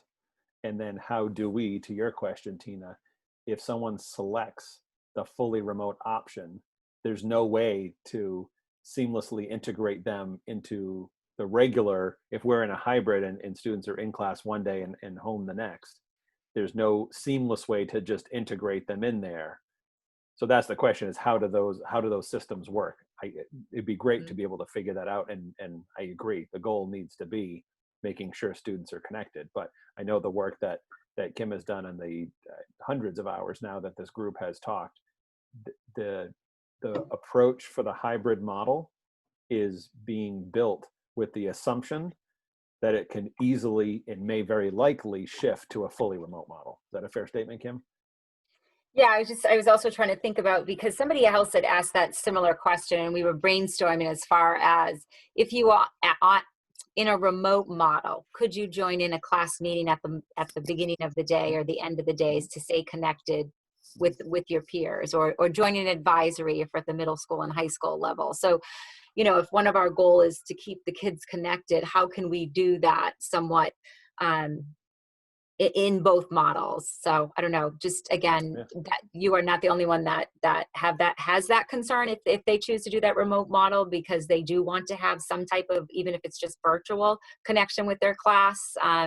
If things change and they get integrated back into the school, if our situation and there's a vaccine and all of a sudden schools are opening up, just to give them that connection some way. So definitely. The guidance that, and again, another piece of guidance, apparently there's some specific guidance about remote learning coming as well. And the commissioner mentioned that we're going to have the ability to create locally that option. So for it's, the kind of the key structure is it will be required, attendance will be involved or required. It will have to have structured learning time. Grading will be required. We're going to have to identify, student devices and connectivity, and then, talked about both a district designed and led, which would certainly be if we're in a hybrid or fully remote, as well as working with those partner organizations that you referenced, Narissa, where there's a third party vendor that we would be able to pay a per seat license that gives the access to, again, exactly what that is. We just don't know the answer to that yet. Yeah, lots of questions around that one. Paul Goldner, did you have was that a hand or was that a? Yeah, it was. If they're at that request for proposal stage, is there any chance this is ready by September 1st? I believe Cliff Chung from the Department of Ed said there's a highly unlikely chance that this is not ready to go on September 1, but shortly thereafter. I believe I'm quoting him very accurately. It's going to be a lot of wait and see, right? I mean, I think it's very similar to everything that we've done so far, right? Is we're waiting, and then we get information, and then we have to pivot based on that information. I would desperately love to be out of limbo. I'm sure you all would be too, because I feel like we're in the perpetual land of limbo here. Yeah. But waking up all night thinking, oh, I wonder if. Yeah. Yeah. No. Yeah. But yes, and I think that, goes back to the whole discussion of if the 180 days is relaxed and we were to front load planning days and we're not starting until September 14th, that certainly gives more runway to figure that out as well. So I think part of the, when we get to the 10th and we have a formal document, I can tell you it's not going to be the 175-page document issued by Fall River Public Schools. That is not the approach. We're not looking for this thing that dons the shelf, but an active, complete document. Once we have that, it'll feel good because then it's just a matter of figuring out how to implement it, right? We're not going to have all the answers to the how on August 10th. We're going to have a plan that we believe we can make work, and then we're going to start, ironing out the real specific details, to some of Kaylee's questions about the schedule and what that means. And I think we still have some time before we can answer those questions completely. And I would just add too, it seems like the majority of the questions are at that detail level, even with talking to the teachers. What does this look like, in different situations? And those are the things we need to absolutely address. But the bigger questions, I think we're on a good path if they don't change. Let's put it that way. Yeah. All right. Any other questions for Kim?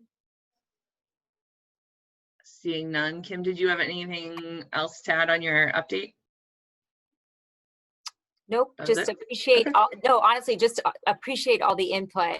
This is a new situation for everybody, and there are new questions, new situations, and whether you're a parent, an educator, administrator, a student, the more questions, the better we are prepared, and also that so we can start to plan at that specific detail level and hopefully address as many issues as we can before they erupt. So I appreciate all the input. Thank you. And I was going to say, I think districts are approaching this very differently if you talk to your school committee counterparts, and there are administrations that are kind of doing this and going to present to the committee. I personally think, we haven't been able to provide anything in writing and have any concrete revelations of information, but I think as much as I don't want to say it's great meeting every week, the weekly meetings and having you as part of the dialogue has allowed us to answer questions, and as soon as we can get some answers, we get some answers and kind of move on to the next. So I think the process is working, as frustrating as it is. Is Kyle up next? Tee up Kyle. Kyle's got the good news. Yes, good news. I do have some good news to share.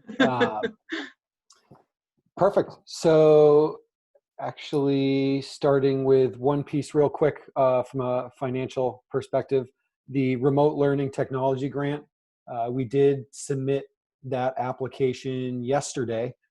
So that's the competitive needs-based grant that we have been chatting about, where it has that perceived wealth factor built into it.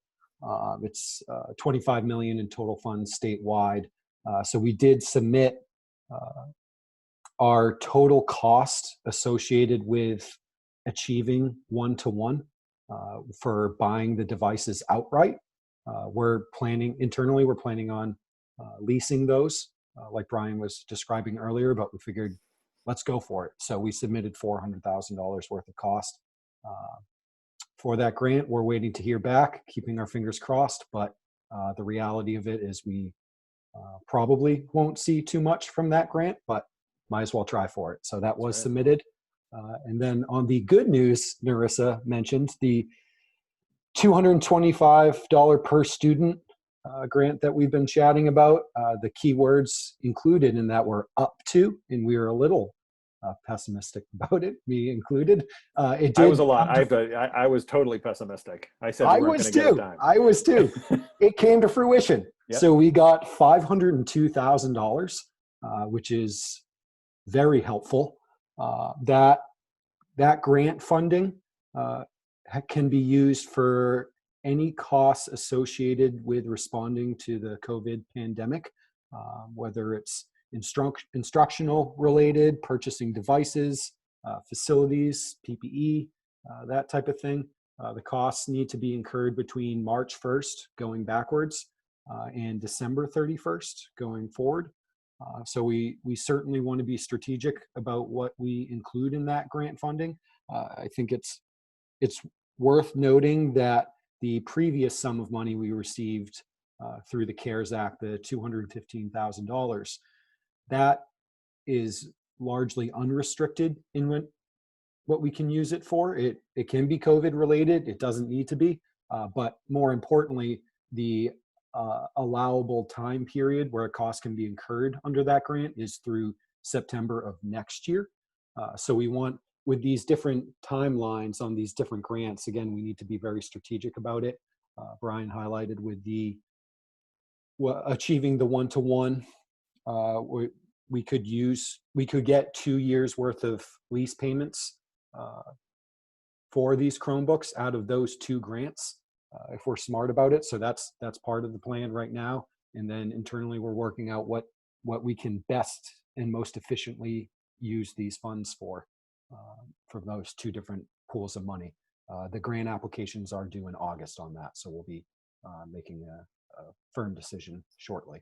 I was going to just confirm. So it can't backfill anything. Yes. Specifically the $500,000. It can't backfill anything that Chapter 70 would have funded.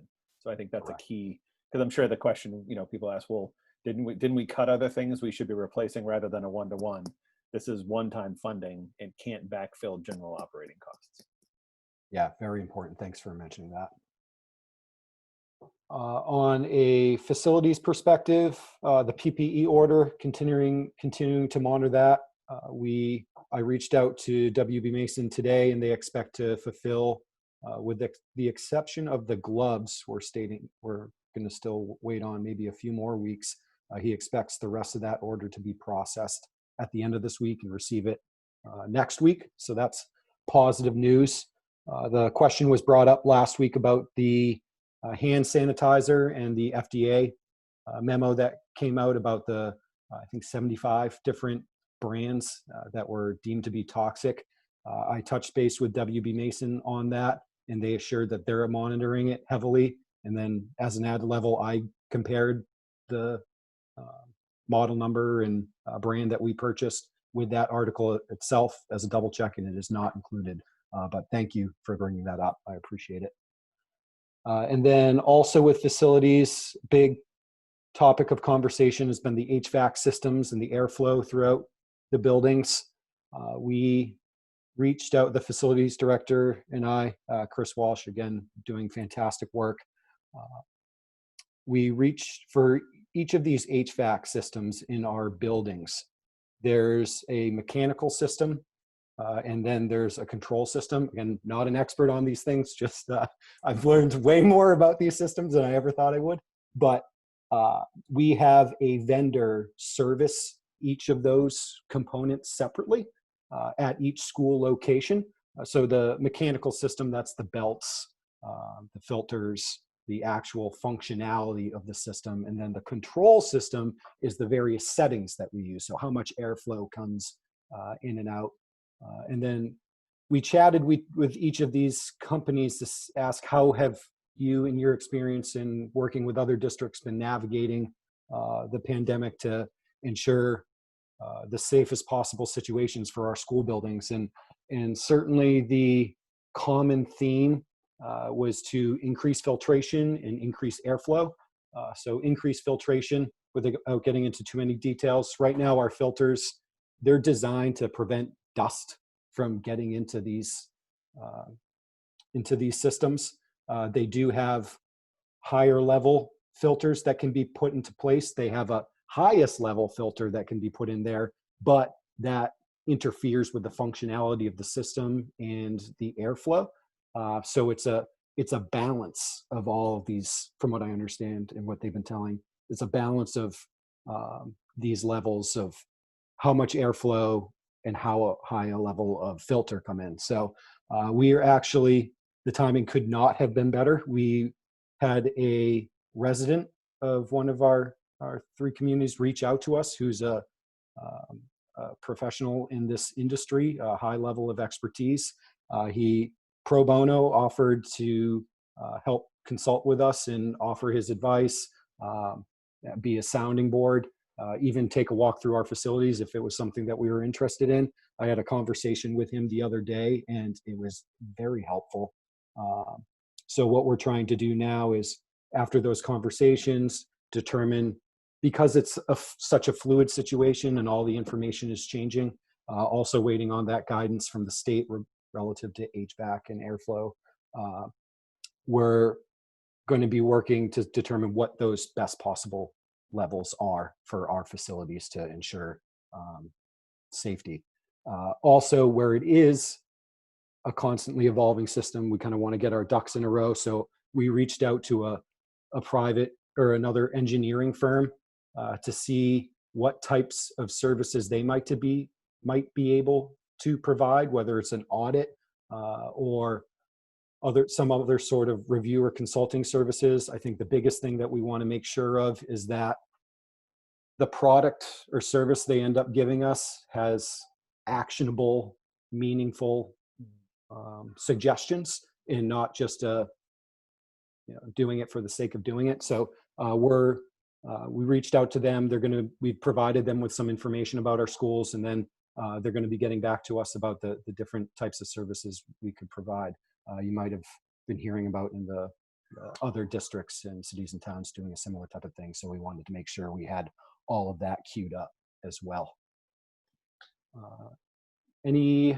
That's, I guess, the big items. I guess, again, waiting on the guidance from Desi, which excited to hear was supposed to be today. I haven't checked my inbox since we started this meeting, since it does tend to come in late, but I think we're positioned well to take the next steps forward once we hear from the state on that. Questions? Thank you, Kyle. Questions from the committee for Kyle? Man, everybody's shy. I feel like you guys go in spurts. Tina? Trying to find the digital hand.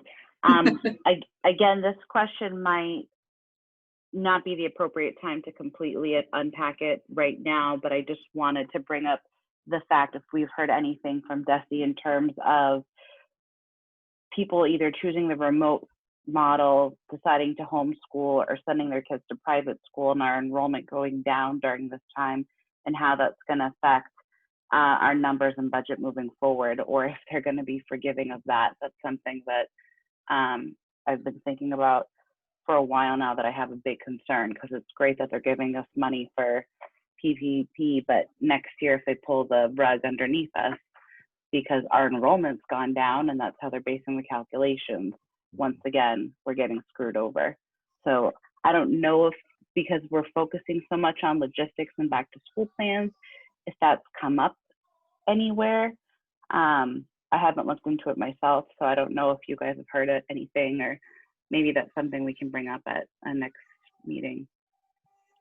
Yeah. So in terms of the declining, in terms of any potential declining enrollment on our revenue figures for those figures, what we receive in the current year is always based on the prior year's information with a lot of these. So in the current year, navigating that, we wouldn't see the impact, but certainly it'd be a concern going forward. We are still waiting to hear back from the state in terms of the revenue figures that we're going to be receiving this year. I believe it was the commissioner kept using the term level funded plus. So we're hoping that means level chapter 70, but then certainly we're going to see an impact on our transportation reimbursements, our circuit breaker reimbursements, and we had chatted earlier in some other meetings about delayed spending so we can navigate that. But to the other point, yeah, absolutely. This is such a ever-changing situation, and we're being mindful of all of these things, how it's going to impact the future, but also taking one step forward too. Brian, anything to add on that? Yeah, I was going to say, so as far as the enrollment and the impact, so any student who is either in, sorry, people, that commitment still coming into the meeting. any student who remains a Triton student, whether following our plan, if we're fully in, hybrid or fully remote, or who chooses the full remote option, even if they're taking advantage of that, whatever, this DESI model, this platform that they're going to have allow us access to, they remain a Triton student, so a registered Triton student. So that would not affect our numbers. If a family chooses to unenroll enroll in another district via choice, I think choice is going to be difficult in these coming years, staying locally. Certainly TECA, the Mass Online Virtual Academy, I know that I'm pretty sure they're full now. But if someone went there and got accepted, that would be a choice cost for us. So we lose the number and get a choice cost. If families choose to truly homeschool and fill out a homeschool application, again, there's a huge burden on families to have to purchase curriculum, do the teaching, right? When a family chooses to homeschool, they literally become the educational authority there. They have to then just report to us as far as a plan and follow up. The homeschoolers there would be no cost to us, but we would have the reduction in our enrollment within the Chapter 70 formula. So so I think as far as the selecting the remote options, as long as it's not people choosing to homeschool, which I think ultimately once we figure out the remote plan, there won't be as many people who want to truly homeschool. I think right now people are seeing that as the only option until we have a definitive answer. But my hope is that we have, and I'm confident we'll be able to develop a robust remote plan in writing that will satisfy, the needs of the majority of those students, and families wouldn't choose to take on the entire homeschooling burden, because it's a big burden. So I think that's key. And then one other thing with the state funding is just to, we keep putting that this is a discussion on the reopening as well as the budget. We have nothing definitive, but again, that term level services plus that the commissioner keeps using, if we were level funding if we were level funding circuit breaker, we would lose about 68,000. And then we've made some assumptions in regards to losing that SOA circuit breaker transport money, and assuming circuit breaker will be more like 60 rather than 75, and regional transportation will be more like 60, 65 rather than 85. I think, making some safe assumptions there. At this point in time, on paper, the 568,000 that we haven't talked about in a few weeks, the savings by basically delaying some of those new positions, as well as the savings with not replacing an IA that wasn't needed at the high school, and the additional savings with our health insurance with that premium holiday offered by Maya. We basically would account for that loss without having to make any additional cuts. So that's, until we hear otherwise, that's certainly what we're assuming. And I don't know. I don't want to make any assumptions, but I'm hearing more chatter about the potential of a joint resolution earlier rather than later in regard to local aid for UGA, the local unrestricted aid to the towns, as well as Chapter 70. I think the circuit breaker, regional transportation, we're not going to know about that until the budget's done. But if we could get that confirmation about Chapter 70, that would be one more thing we can just check and just, not be up at 3 o'clock in the morning thinking about it, and put that in the back burner and continue with our planning. So. I think I can, just to fill in a couple blanks there too, because this is, I'll just go back real quick, a housekeeping thing kind of. I had to hunt this information down because I had a couple parents ask me about this, but back in April, I forget what the date on it was. I was going to say it was April 27th or April 28th, when schools shut down for the remainder of the year. Part of that actually said that that TECA and Greenfield Virtual Academy, which are the two online charter schools, are not able to accept new students right now. So whether they're full or not, they won't be able to take in new students. I guess they're just going to be servicing their existing students. And there was filing by the governor to look at extending the month-to-month state budget farther down. They're right now covered. They were covered for July. I guess they're looking at August. if I was a betting woman, I would say that part of this has to do with the state primary being September 1st, because our state legislators, all the state legislators, right? There's incumbents versus their challengers. And if you've got a tough budget coming up, I'm not sure that you want to be working on that budget right before your primary. So I'm going to guess that there's going to be some really strategic timelines going on in the fall that, you know, will be probably based on elections. That would be my guess. But like Brian said, there has been talks about a joint resolution. So hopefully there would at least be a pledge in there to hold districts at least harmless on things like the big ticket items like Chapter 70, so that we'd at least be able to have that. But in talking to our legislators, they get this. They have been very supportive of the resolution that we passed back in, I think it was June, like mid-June, that asked the state to say that they would fully reimburse districts for all COVID-related costs, even with $500,000 or really $700,000 over the next couple of years. I am far from certain that that's going to cover all our COVID-related costs, because those can be significant and we don't even still know what we're facing yet. So I've been continuing to have those conversations with our legislators to just say, look, we need every dollar that you can get us. And, you know, COVID-related costs, we already have a past budget from our towns. It's not like money can come from anywhere else. So if there's a lack of funding on the state level and additional costs from the pandemic, we have to dip into our existing resources, you know, to make that up. There's no place else to go, right? So I think that's going to be an ongoing conversation. Hopefully we'll have information sooner rather than later, but I would definitely count on that election calendar kind of playing into all these discussions.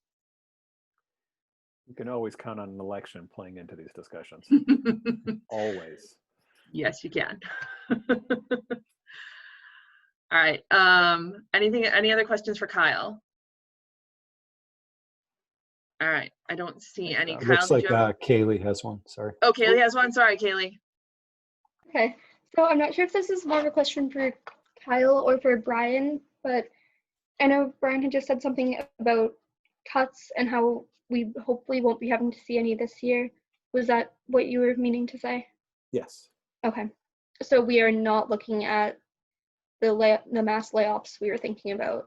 Correct. As of today, July 22nd at 9:26 p.m., those I do not see those in the cards. Okay. Thank you.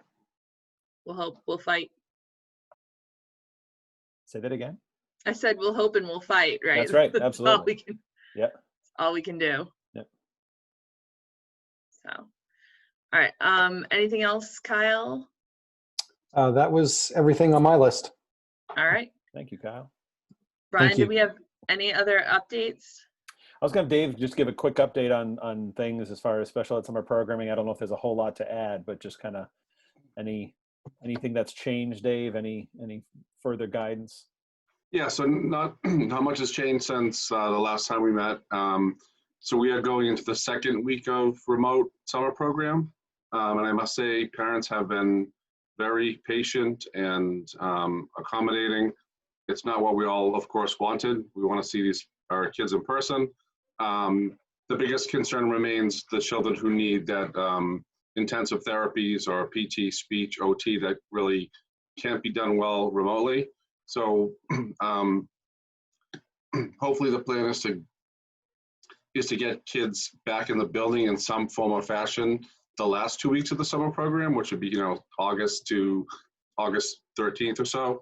But we're also waiting to make sure the buildings are safe. We have the appropriate PPE and everything in place to do that. So, but again, people are being very accommodating, but I think there is, a little level of frustration, not at the district itself, just because they know it's very hard to do some of these therapies via remote services. And I think it's heavily dependent on parents' ability to be home to help their children, through the process. And, some parents have opted out of the program entirely just because they're not seeing a value in remote services. So that's a concern of how the kids will return in September. And then I think just in terms of the fall, the biggest challenge we're working through the reopening committee is servicing kids on IEPs with the restrictions on cohorts. So for example, a special ed teacher may have a group of 4 kids for a reading group, and 2 might be from one class and 2 might be from another class. So we're trying to figure out what's the best way to sort of, service the kids in the future while, maintaining the number of people that are going to see them. So, but yeah, so just in conclusion, people have been very, very patient, but I think the concerns are growing as the summer goes on and we're not able to see kids in person. So again, that's my hope, is that we can start getting kids back in the building, even just for some therapies to re-engage, to see their teachers. And again, it will be with all the precautions, and also most likely a staggered day, that some kids will come in one day, some kids the next day. So that's the plan moving forward. So. Thank you, Dave. Questions from the committee? All right, I don't see any. I did have one. Oh, go ahead, Paulise. So, David, I just have a question. Can you tell us what percentage of parents have not had their students come back this summer as opposed to years before? Are the numbers, how far off are the numbers? I don't have an exact number, but I would say it's probably more than normal, because I think, the parents, it's a different ballgame when you're sending your child to a program for 4 days a week for 4 hours a day. So, I mean, I could certainly sort of look into that, but I would say it's definitely increased in terms of, what's that? Is anyone reaching out to them to find out why they're not participating? Oh yeah, so we've had, basically every parent has been contacted individually or through email and had discussions. Some of them, I think it's just, some of it's just a pure, I've had enough of remote learning for 3 months and I just want my child to have the summer off, to others being, this is very difficult for my child to attend to remote learning. So we've had, we've given parents the technology to have it, Chromebooks if they need one. The hotspots are still in place. So it's just been it's just an individual choice in terms of what their summer schedule is. So again, combination of some parents just saying, I want the summer to just have my child just enjoy summer, and some has been remote learning is really difficult for my student to participate in. But also on the reverse side, I've had some parents that are really, raving about the staff and what they're doing over the summer in terms of being flexible and reaching out. So really, again, it's really an individual family decision. David, just one last question. Have any of the parents raised any complaints that use the word equity in it? Nope, not that I've seen, no. So again, we've tried to make sure that everybody has what they need to engage. Again, parents have been contacted individually. There's a lot of flexibility. So again, just as teachers were working around the clock during the school year, the summer teachers are doing the same. And, again, typically we would have a 6-week program, and the program would be between, say, 8:30 and 12:30 or 1. But teachers have been very accommodating and saying that if a parent can't schedule a tutoring session between those times, we can do it at 1:30, 2, 3 o'clock. So that's typically, so there has been, not to my knowledge, anything that a parent has been, concerned about that they don't have the resources. It's really about it's just the remote learning platform for some kids is very difficult.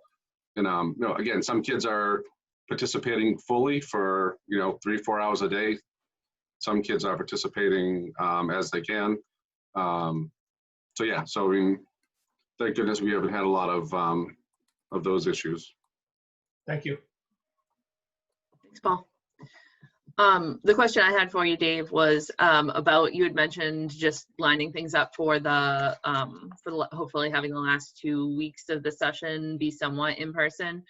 Have we been able to access all the supplies that are needed for that and get all of the, new structures in place to make sure that that's something that the district can support? No, so I think as Kyle had said, the ordering of the protective PPE equipment is coming in the next several weeks. Yeah. So the kids that I'm really talking about would be the kids that cannot even be educated with, never mind 3 feet or 6 feet, not even 1 foot.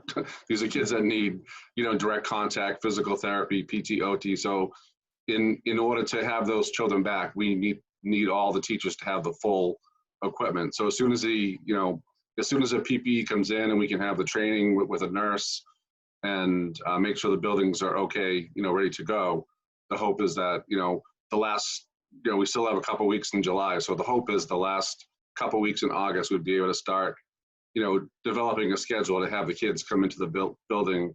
Again, it's not going to be the same as it was in terms of a normal summer, but some of the contained classes are smaller anyways, and the students at NES with autism, the class lends itself to distancing because most students have an individual workspace, and so you can easily keep them 6 feet apart without a problem. So it really depends. So once the equipment comes in, then we can begin to try to get some kids into the building. Okay, thank you. I know we had discussed before getting some smaller amounts in, I think for custodians and some special cases like that. So I wasn't sure if some of that had gone to the ESY program or, where that was at. And then I don't know who you have on staff for the summer programs, but I imagine that that bringing students into the buildings with that type of equipment is going to be fairly difficult to deal with. Do we have staff that are part of the summer program that are going to be ready to help students work through that? Yeah, so I've had conversations with different teachers, and again, summer program is a bit different because it's a voluntary, it's an extra duty or assignment, if you will. But most of the teachers, I think, that I've talked to would want some face-to-face contact as long as they had the protective equipment. There's also been some discussions about doing more things outside, whether there's tents set up or areas that are sort of, not inside the building. And, so for instance, if we have a class, an ASD classroom with say 6 kids in it, that maybe, 2 or 3 would come in one day and 2 or 3 would come in the next. So we'd follow the same sort of protocol in terms of every other day. But I mean, for the most part, most teachers are comfortable coming in as long as we have things in place and the protocols in place. Okay, thank Hey, you. Marissa? Yeah. Can I just chime in because David sort of opened the door. He said about doing things outside. Uh-oh. I know that you have these rules about not reading in the questions from our attendees, from the public, but it seems to me procedurally that if somebody writes in a question and it strikes us, one of us school committee members, as a good question, that we should throw it out there. And I know I'm going down the slippery slope and you're rolling your eyes, but as I said before, using big spaces in the building would be a great way for the working group to look at. I would also say that using outdoor spaces would be a great avenue in the good weather as well. Fair. We may have to look at shutting down chat because I'm getting very uncomfortable with that, having that going on over here, because it's technically all part of public record once it goes in there, but we're not actively capturing it because it's part of chat, and that becomes a problem with the open meeting law. So yeah, that's where my concern comes from, just so that everybody on the committee has an idea of that. It gives me a little nervous, twitch. Don't want to keep you up at night, believe me. More than I already am, right, Paul? Everybody is way too busy with real issues in life than to worry about that. Please. Oh, we can hope that's the case. So just to confirm, since Paul brought it up and it wasn't about a chat issue, so we're absolutely looking at outdoor spaces. I know there was specifically a discussion about preschool. The issue is whether we're using that as an assumption or using that as an opportunity anytime we can, right? So we have to have a plan in place that if it's raining, we can't say we're not doing preschool today. So absolutely, but when possible, unequivocally, yes, outdoor will be, I think we'll have a hard time keeping people away from each other outside because everyone's going to want to find a way, if it's possible, to be out there. Absolutely. Paul, we actually just ordered 2 large outdoor tents, not like circus-sized tents, but 2 large outdoor tents for each elementary. Yeah, sorry, it's kind of okay. 2 large tents for each elementary school to increase kind of the outdoor setting, so that kids have access to the outdoors more. On the same lines of moving them. But we're not having that discussion. We didn't have that discussion. Yes. All right, any other questions for David?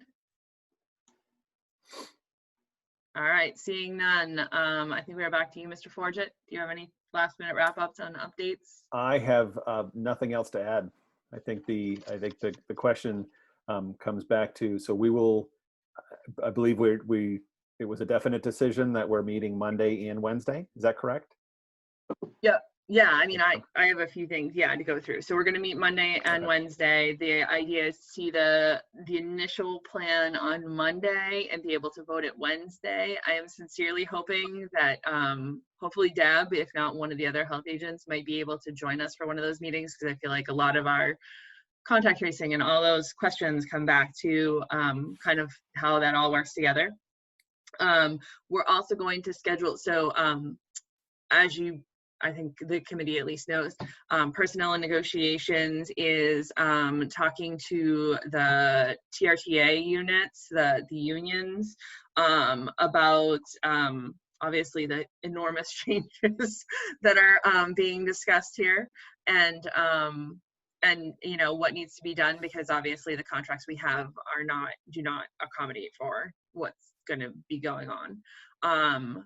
They meet on Monday and Wednesday in discussion with Paul today. The hope would be that they will have, in having started those discussions, have enough to bring back to the full committee to get feedback from the full committee on Wednesday. So we're going to plan on having an executive session to discuss negotiation strategies at the end of Wednesday's session.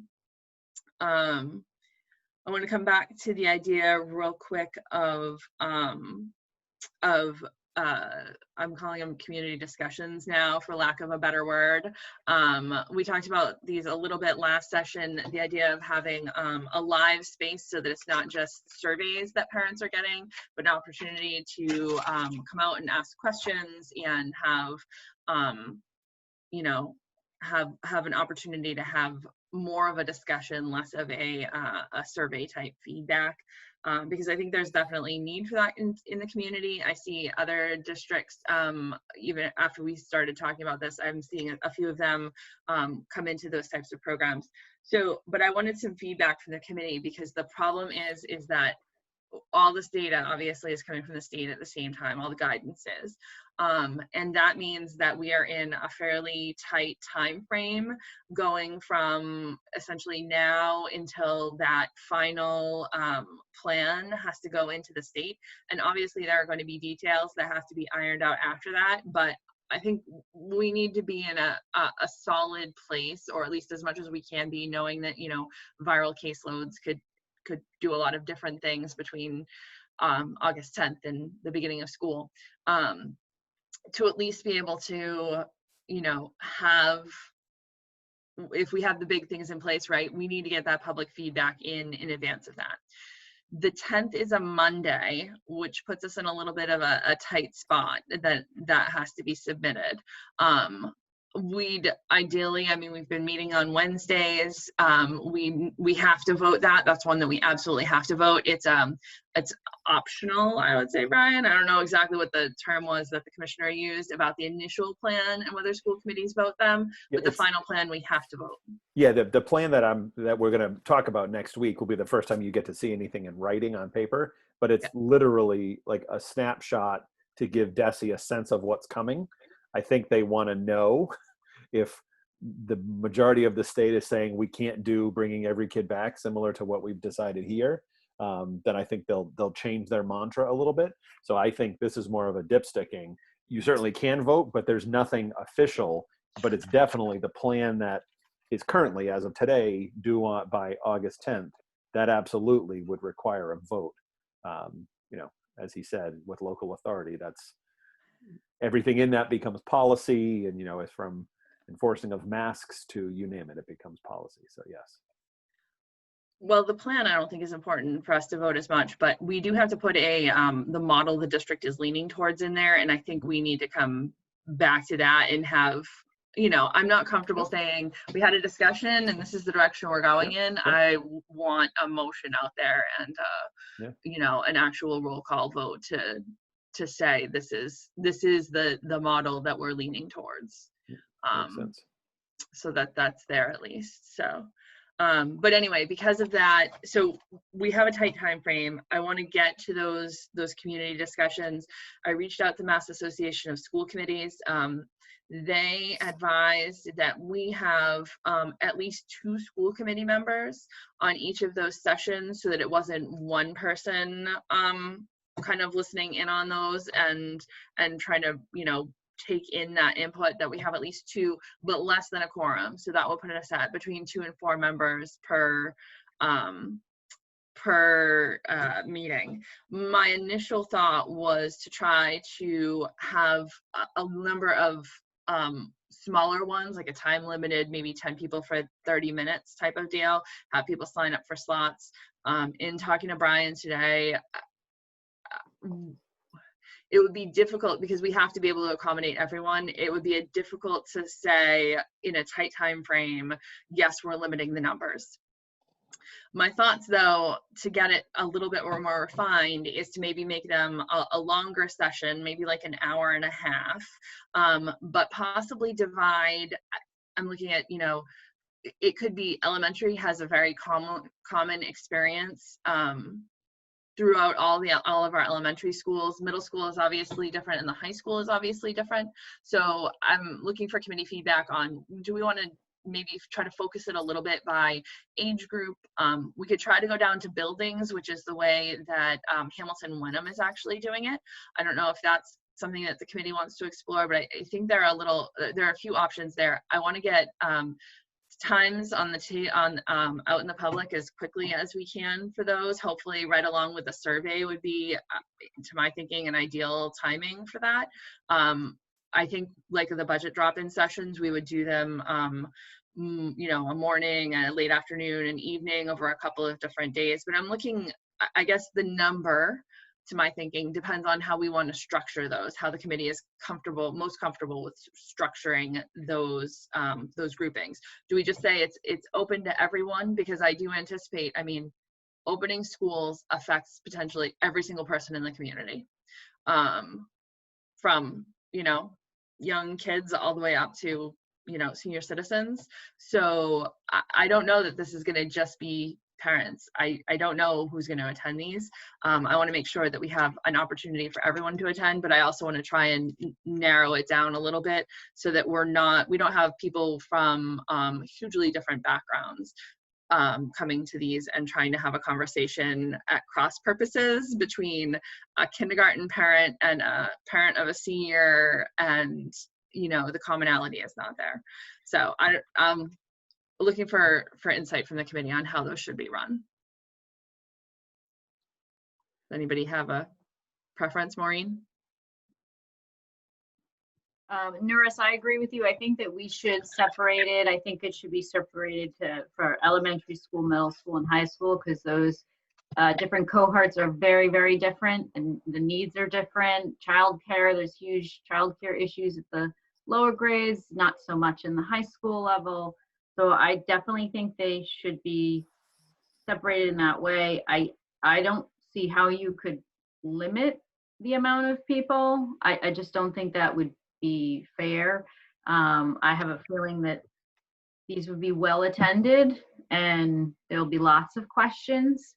And I would also suggest that possibly at the high school level, allowing students maybe to have a voice.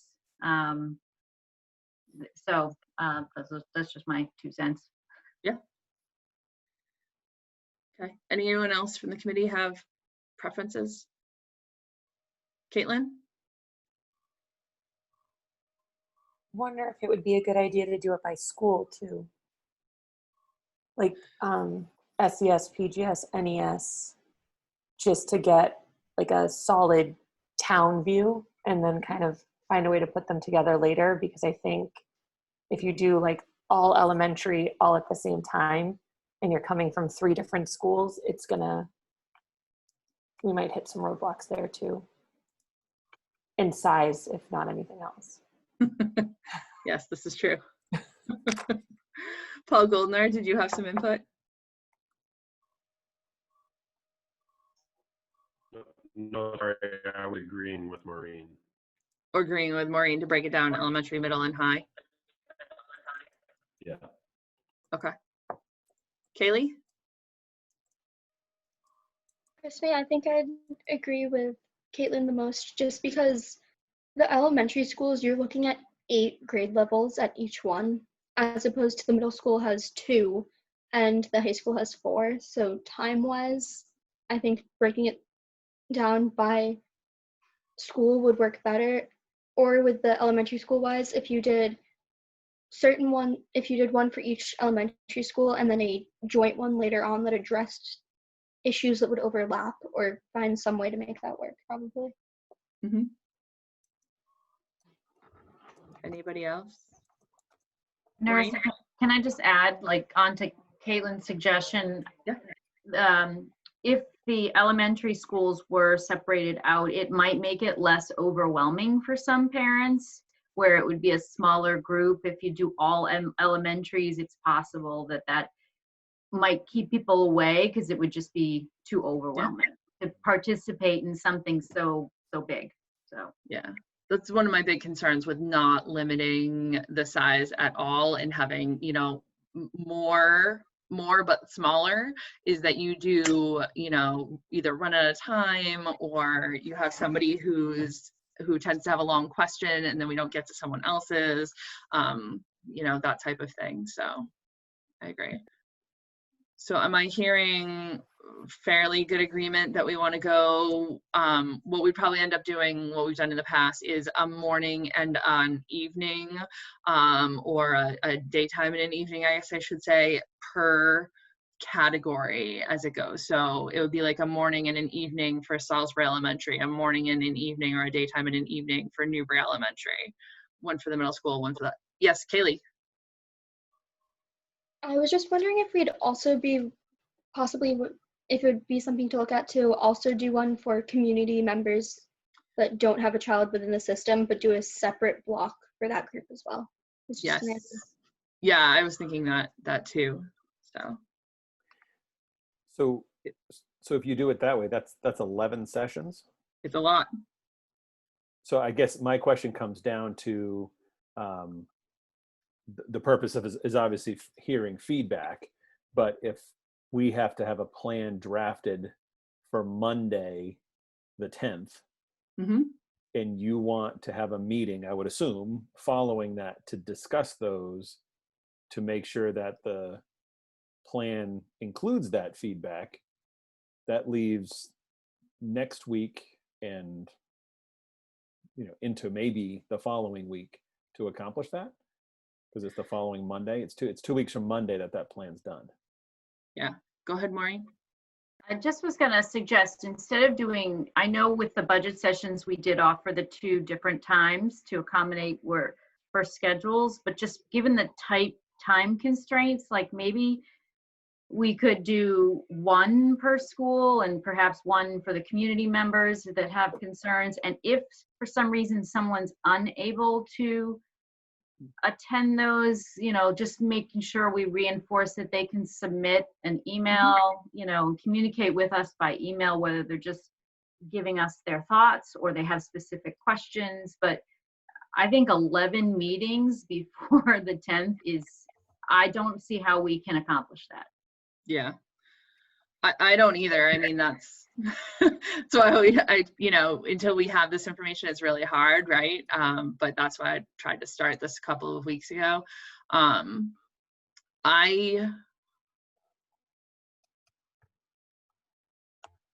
wonder if we couldn't, so I know, I mean, we definitely heard from parents during the budget drop-ins that that it is very difficult oftentimes for the parents that are free during the day to make an evening meeting, and the parents that are free during the evening to make a daytime meeting. I wonder if maybe we could do like we've done during the budget drop-ins and say that you know, this is focused to Salisbury Elementary, but if people from the other elementary schools want to drop in on it, you're more than welcome to do that. I don't know. I'm trying to come up with some creative ways to get around this, because I feel like this is something we really need to do. It's just the logistics that are a bit of a nightmare. Caitlin? Going off of what Maureen said, we have a reopening at TritonSchools.org. What if it was more specific? And then you sent out that information, so just have one meeting per school, I think is what we decided. And then using what Maureen said, have them email like a very specific email that went straight, so that they would separate it from the general reopening. Would that be easier or harder? I'm not sure I understand. So we have the reopening of Triton. Yep. But I find a lot of parents still don't know it's there. So I don't know if I think that's my concern. Like, I would love for them to have that email option, but we're still answering a ton of questions a couple weeks in about how they can connect and get their questions answered. So that's my only concern. I don't know how to get it more out there, I guess is my question. Yeah. No, I think we just have to keep saying it, right? But I'm not sure that email is a substitute for live discussion. And that's kind of where I struggle with that, is I still feel like live discussion is something that's missing. Erin? Can you speak a little bit more about what you're trying to get from this? Because I'm a little confused. Are you trying to get input from the public, or are we trying to answer questions and share information? Because if it's the sharing information and answering questions, perhaps we should be collecting the questions and creating an FAQ that will help alleviate some of that. And there's one source that everybody goes to and gets the information. If it's to try and get the information and get ideas from people, I think that if we're doing that at the final hour, it seems like it's a little delayed or a little late in the process to be able to have that happen. So I guess I'm still a little confused on what the purpose of the meetings or the end result that you'd like from it. Yeah, so the FAQ already exists, and I know Brian and Kim have been faithfully updating it over the last, I don't know, week and a half that it's existed. And I've had parents actually recommend it to other parents that I've seen on social media. So at least in some circles, it's out there, and that can continue to be added to. I think there's two pieces of this. Part of it is that I hear from parents that they're not feeling heard, that they can't express what they're feeling about this, which in some cases it's very emotional and very extreme, right? In an email or in a survey. And I think that's part of it, is just this idea of having an outlet. But the other piece of it is, you know, what questions either haven't been answered, or what are we not considering? Because we're only 9 people. We have our own perspectives. We have our own experiences. But when you're making big decisions, you're representing 20,000 people essentially. And I think, you know, part of that is just hearing other people's takes and questions and things that we may not have considered yet. Does that make sense? Mm-hmm. So it does, but we have the comment period that people can come to the meeting. So I would think that we would at least have had a few more people coming to the meetings. And I understand, and I'm not against what you're trying to do.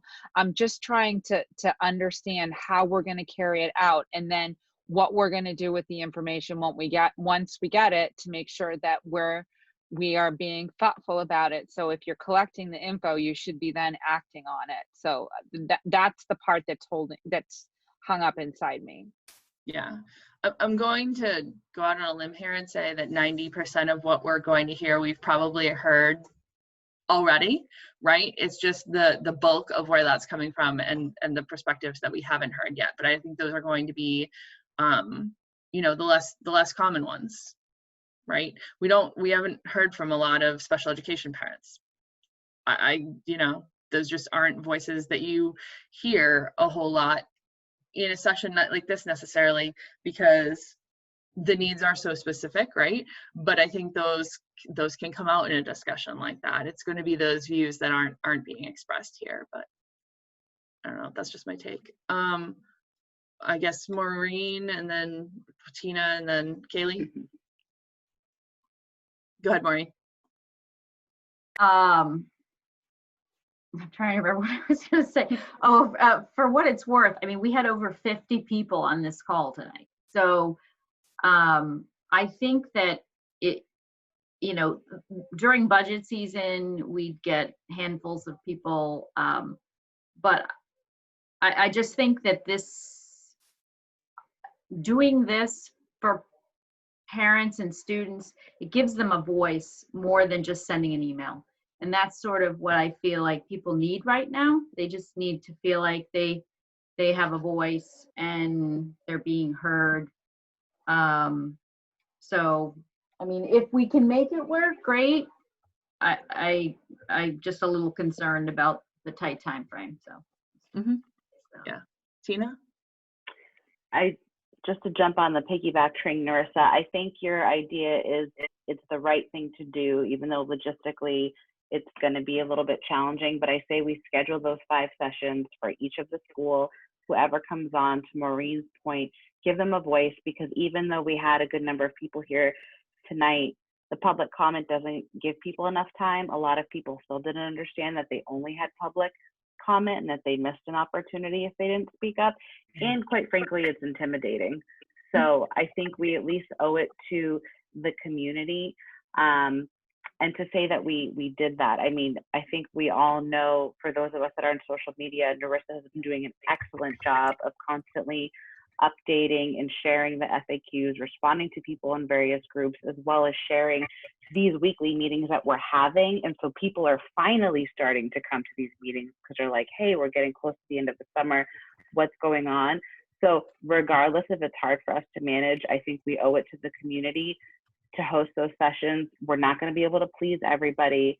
I wouldn't waste too much time thinking about what time is going to work for everybody. I say let's just get those on the calendar next week and make it happen. And if people can't make it, then they're going to have to email us. But I agree with Narissa too, to your point, Erin. I think a lot of what we're going to hear is probably stuff that we've already heard. So it's not like new stuff's going to come up that we're going to all of a sudden have to pivot. But people are going to want to have a voice and feel heard. And that's just as important, even if we can't do something with that.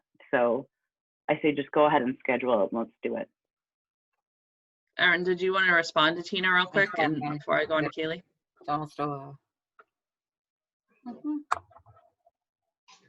Erin, you're muted still. There you So go. what I was thinking then is, if we do set them up, we set up one for each school, we spread the times out then and indicate that the main topic is going to be for that age group, that age level, that school location, but spreading the timeouts doesn't, it won't exempt somebody that's not in that age group from coming to a different session and still being given the opportunity to ask their questions and present it that way. So like the main focus for the high school obviously would be the high school conversation, but if you can't make it to your specific elementary school, come to the high school one and hear what we have to say, or hear some of the questions that are coming up in the public and the responses, but still have the opportunity to ask your questions during that session too. And don't make it exclusive just to the high school. Yeah, no, I think that's a good idea. Kaylee? I think Tina really hit it on the nail on the head with, I think a lot of the people that came tonight, the whole you have 3 minutes and the committee can't respond is intimidating to so many people, because they just want that back and forth. They don't even necessarily need a direct answer. They just need something said to them verbally instead of, here's an email, but do I know if this is just the email that they're copying and pasting and sending to everyone, or is it my time really being acknowledged? So I definitely think that your idea was a good one. Thanks. Anybody else want to weigh in? All right, so here's my next question is, how much in advance do we want to vote the final plan? Because that's going to determine when these have to be done by. And we can look at that Wednesday, or if you guys are willing to meet on like, I mean, I don't see that last one being super long in my estimation, although I guess you never know, but we could, you know, try and do like a Friday afternoon or something like that so that it's, you know, ready to go. Or, I mean, I know some of the select boards have been meeting at like 1, you know, it could be a different time. I also know we have people that work. I mean, we could aim for a Thursday and try and do that instead. What I don't want to put anybody in a place where they're uncomfortable by trying to rush this. I would say that timing wise, if we have to have a completed written plan on Monday the 10th, we just need to back off of that. I mean, I can spend the whole weekend updating it, but you have to have had a decision then by Friday afternoon to tell me how to change it so that I can have it on Monday. If, you know, if there could be, I don't know if there's a way to get feedback and we could make the edits and we could hold the meeting on Monday, right? Some meeting Monday afternoon to make a vote. But it would just need to be some vehicle, you know, in the ideal world, everything we hear supports the plan that we have drafted. And then you meet and say, yep, good, reinforced everything. So glad it all came into perfect alignment here.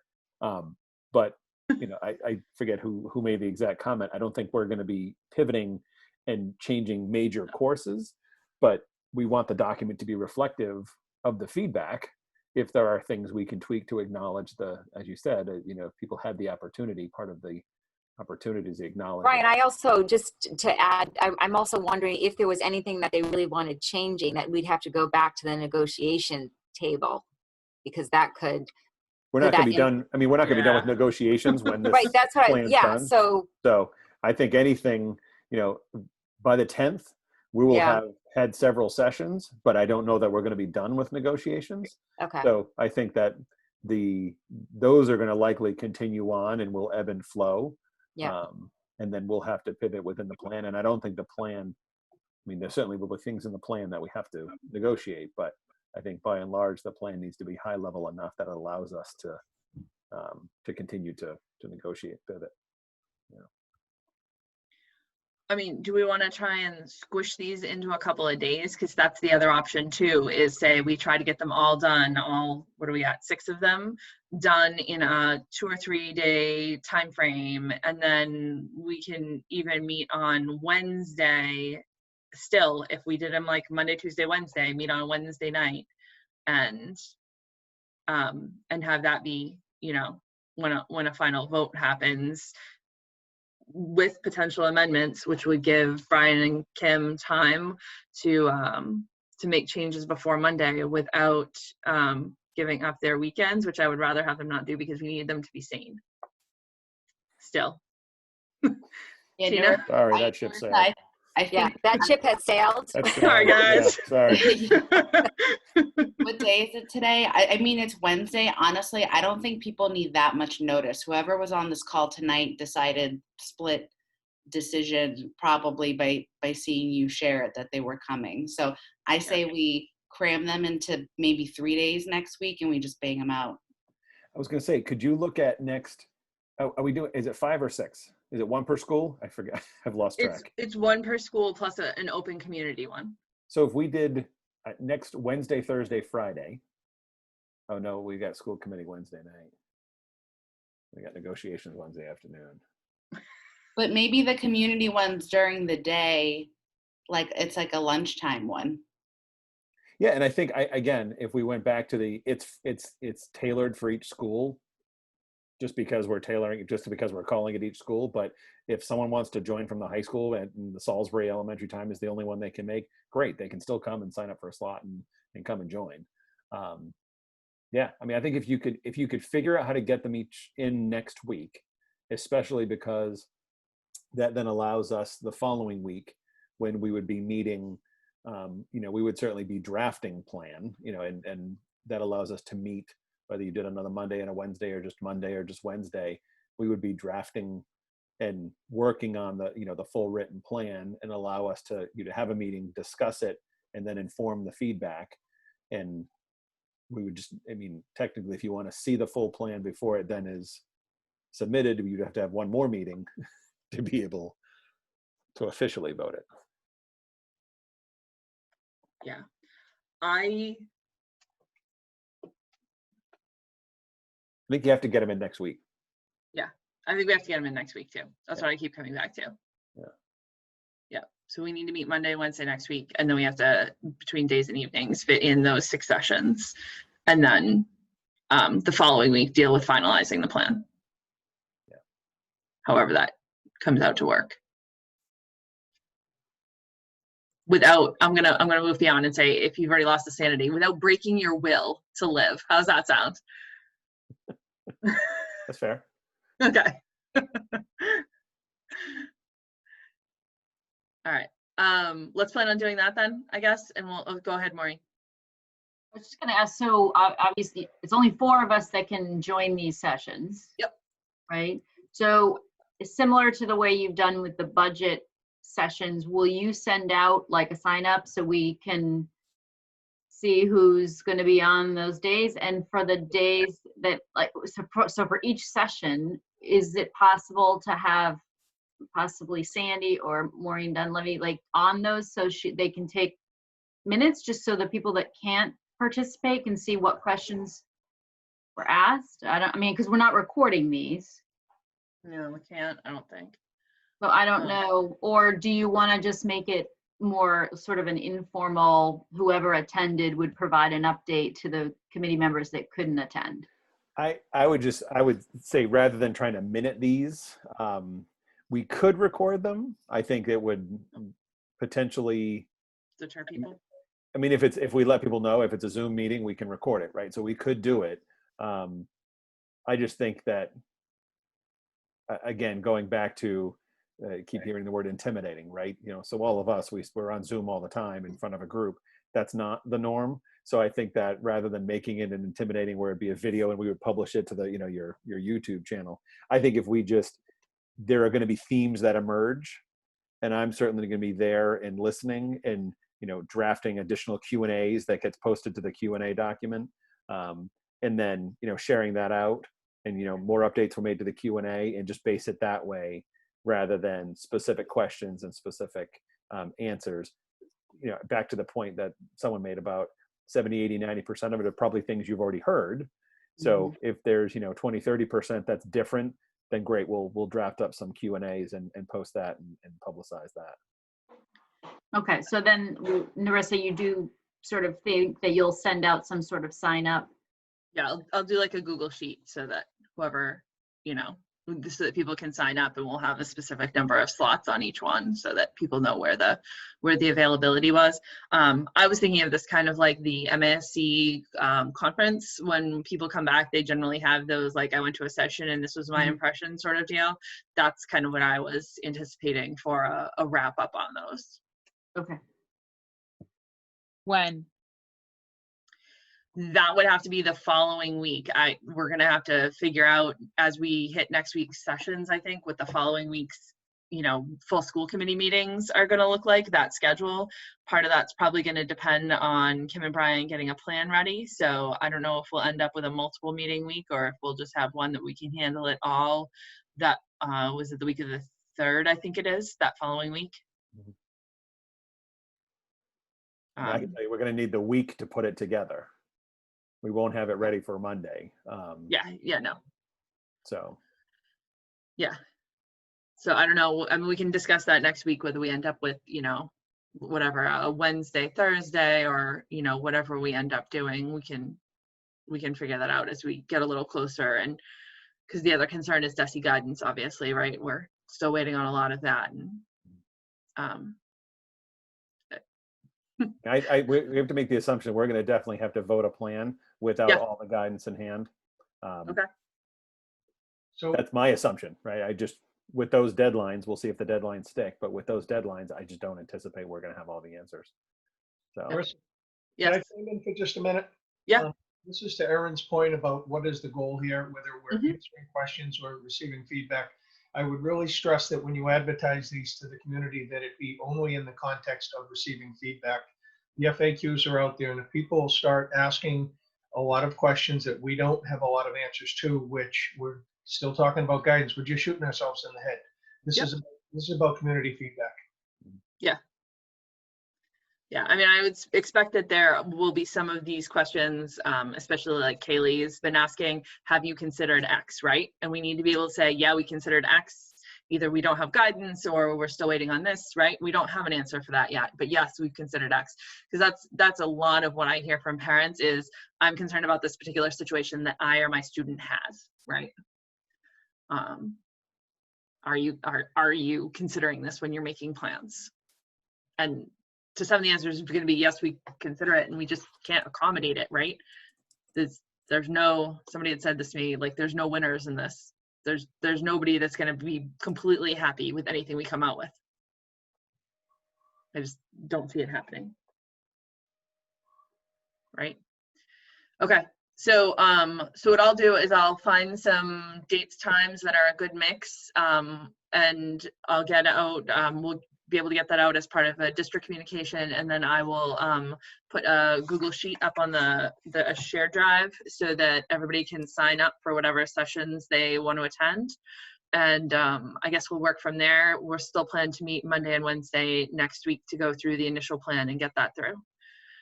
So Is there anything else that any of the committee members had that needs to be discussed tonight? At 10:15.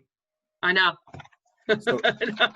So when I'm posting for Monday and Wednesday, I'm going to just post them both. We'll get them both posted tomorrow. Same single item agenda.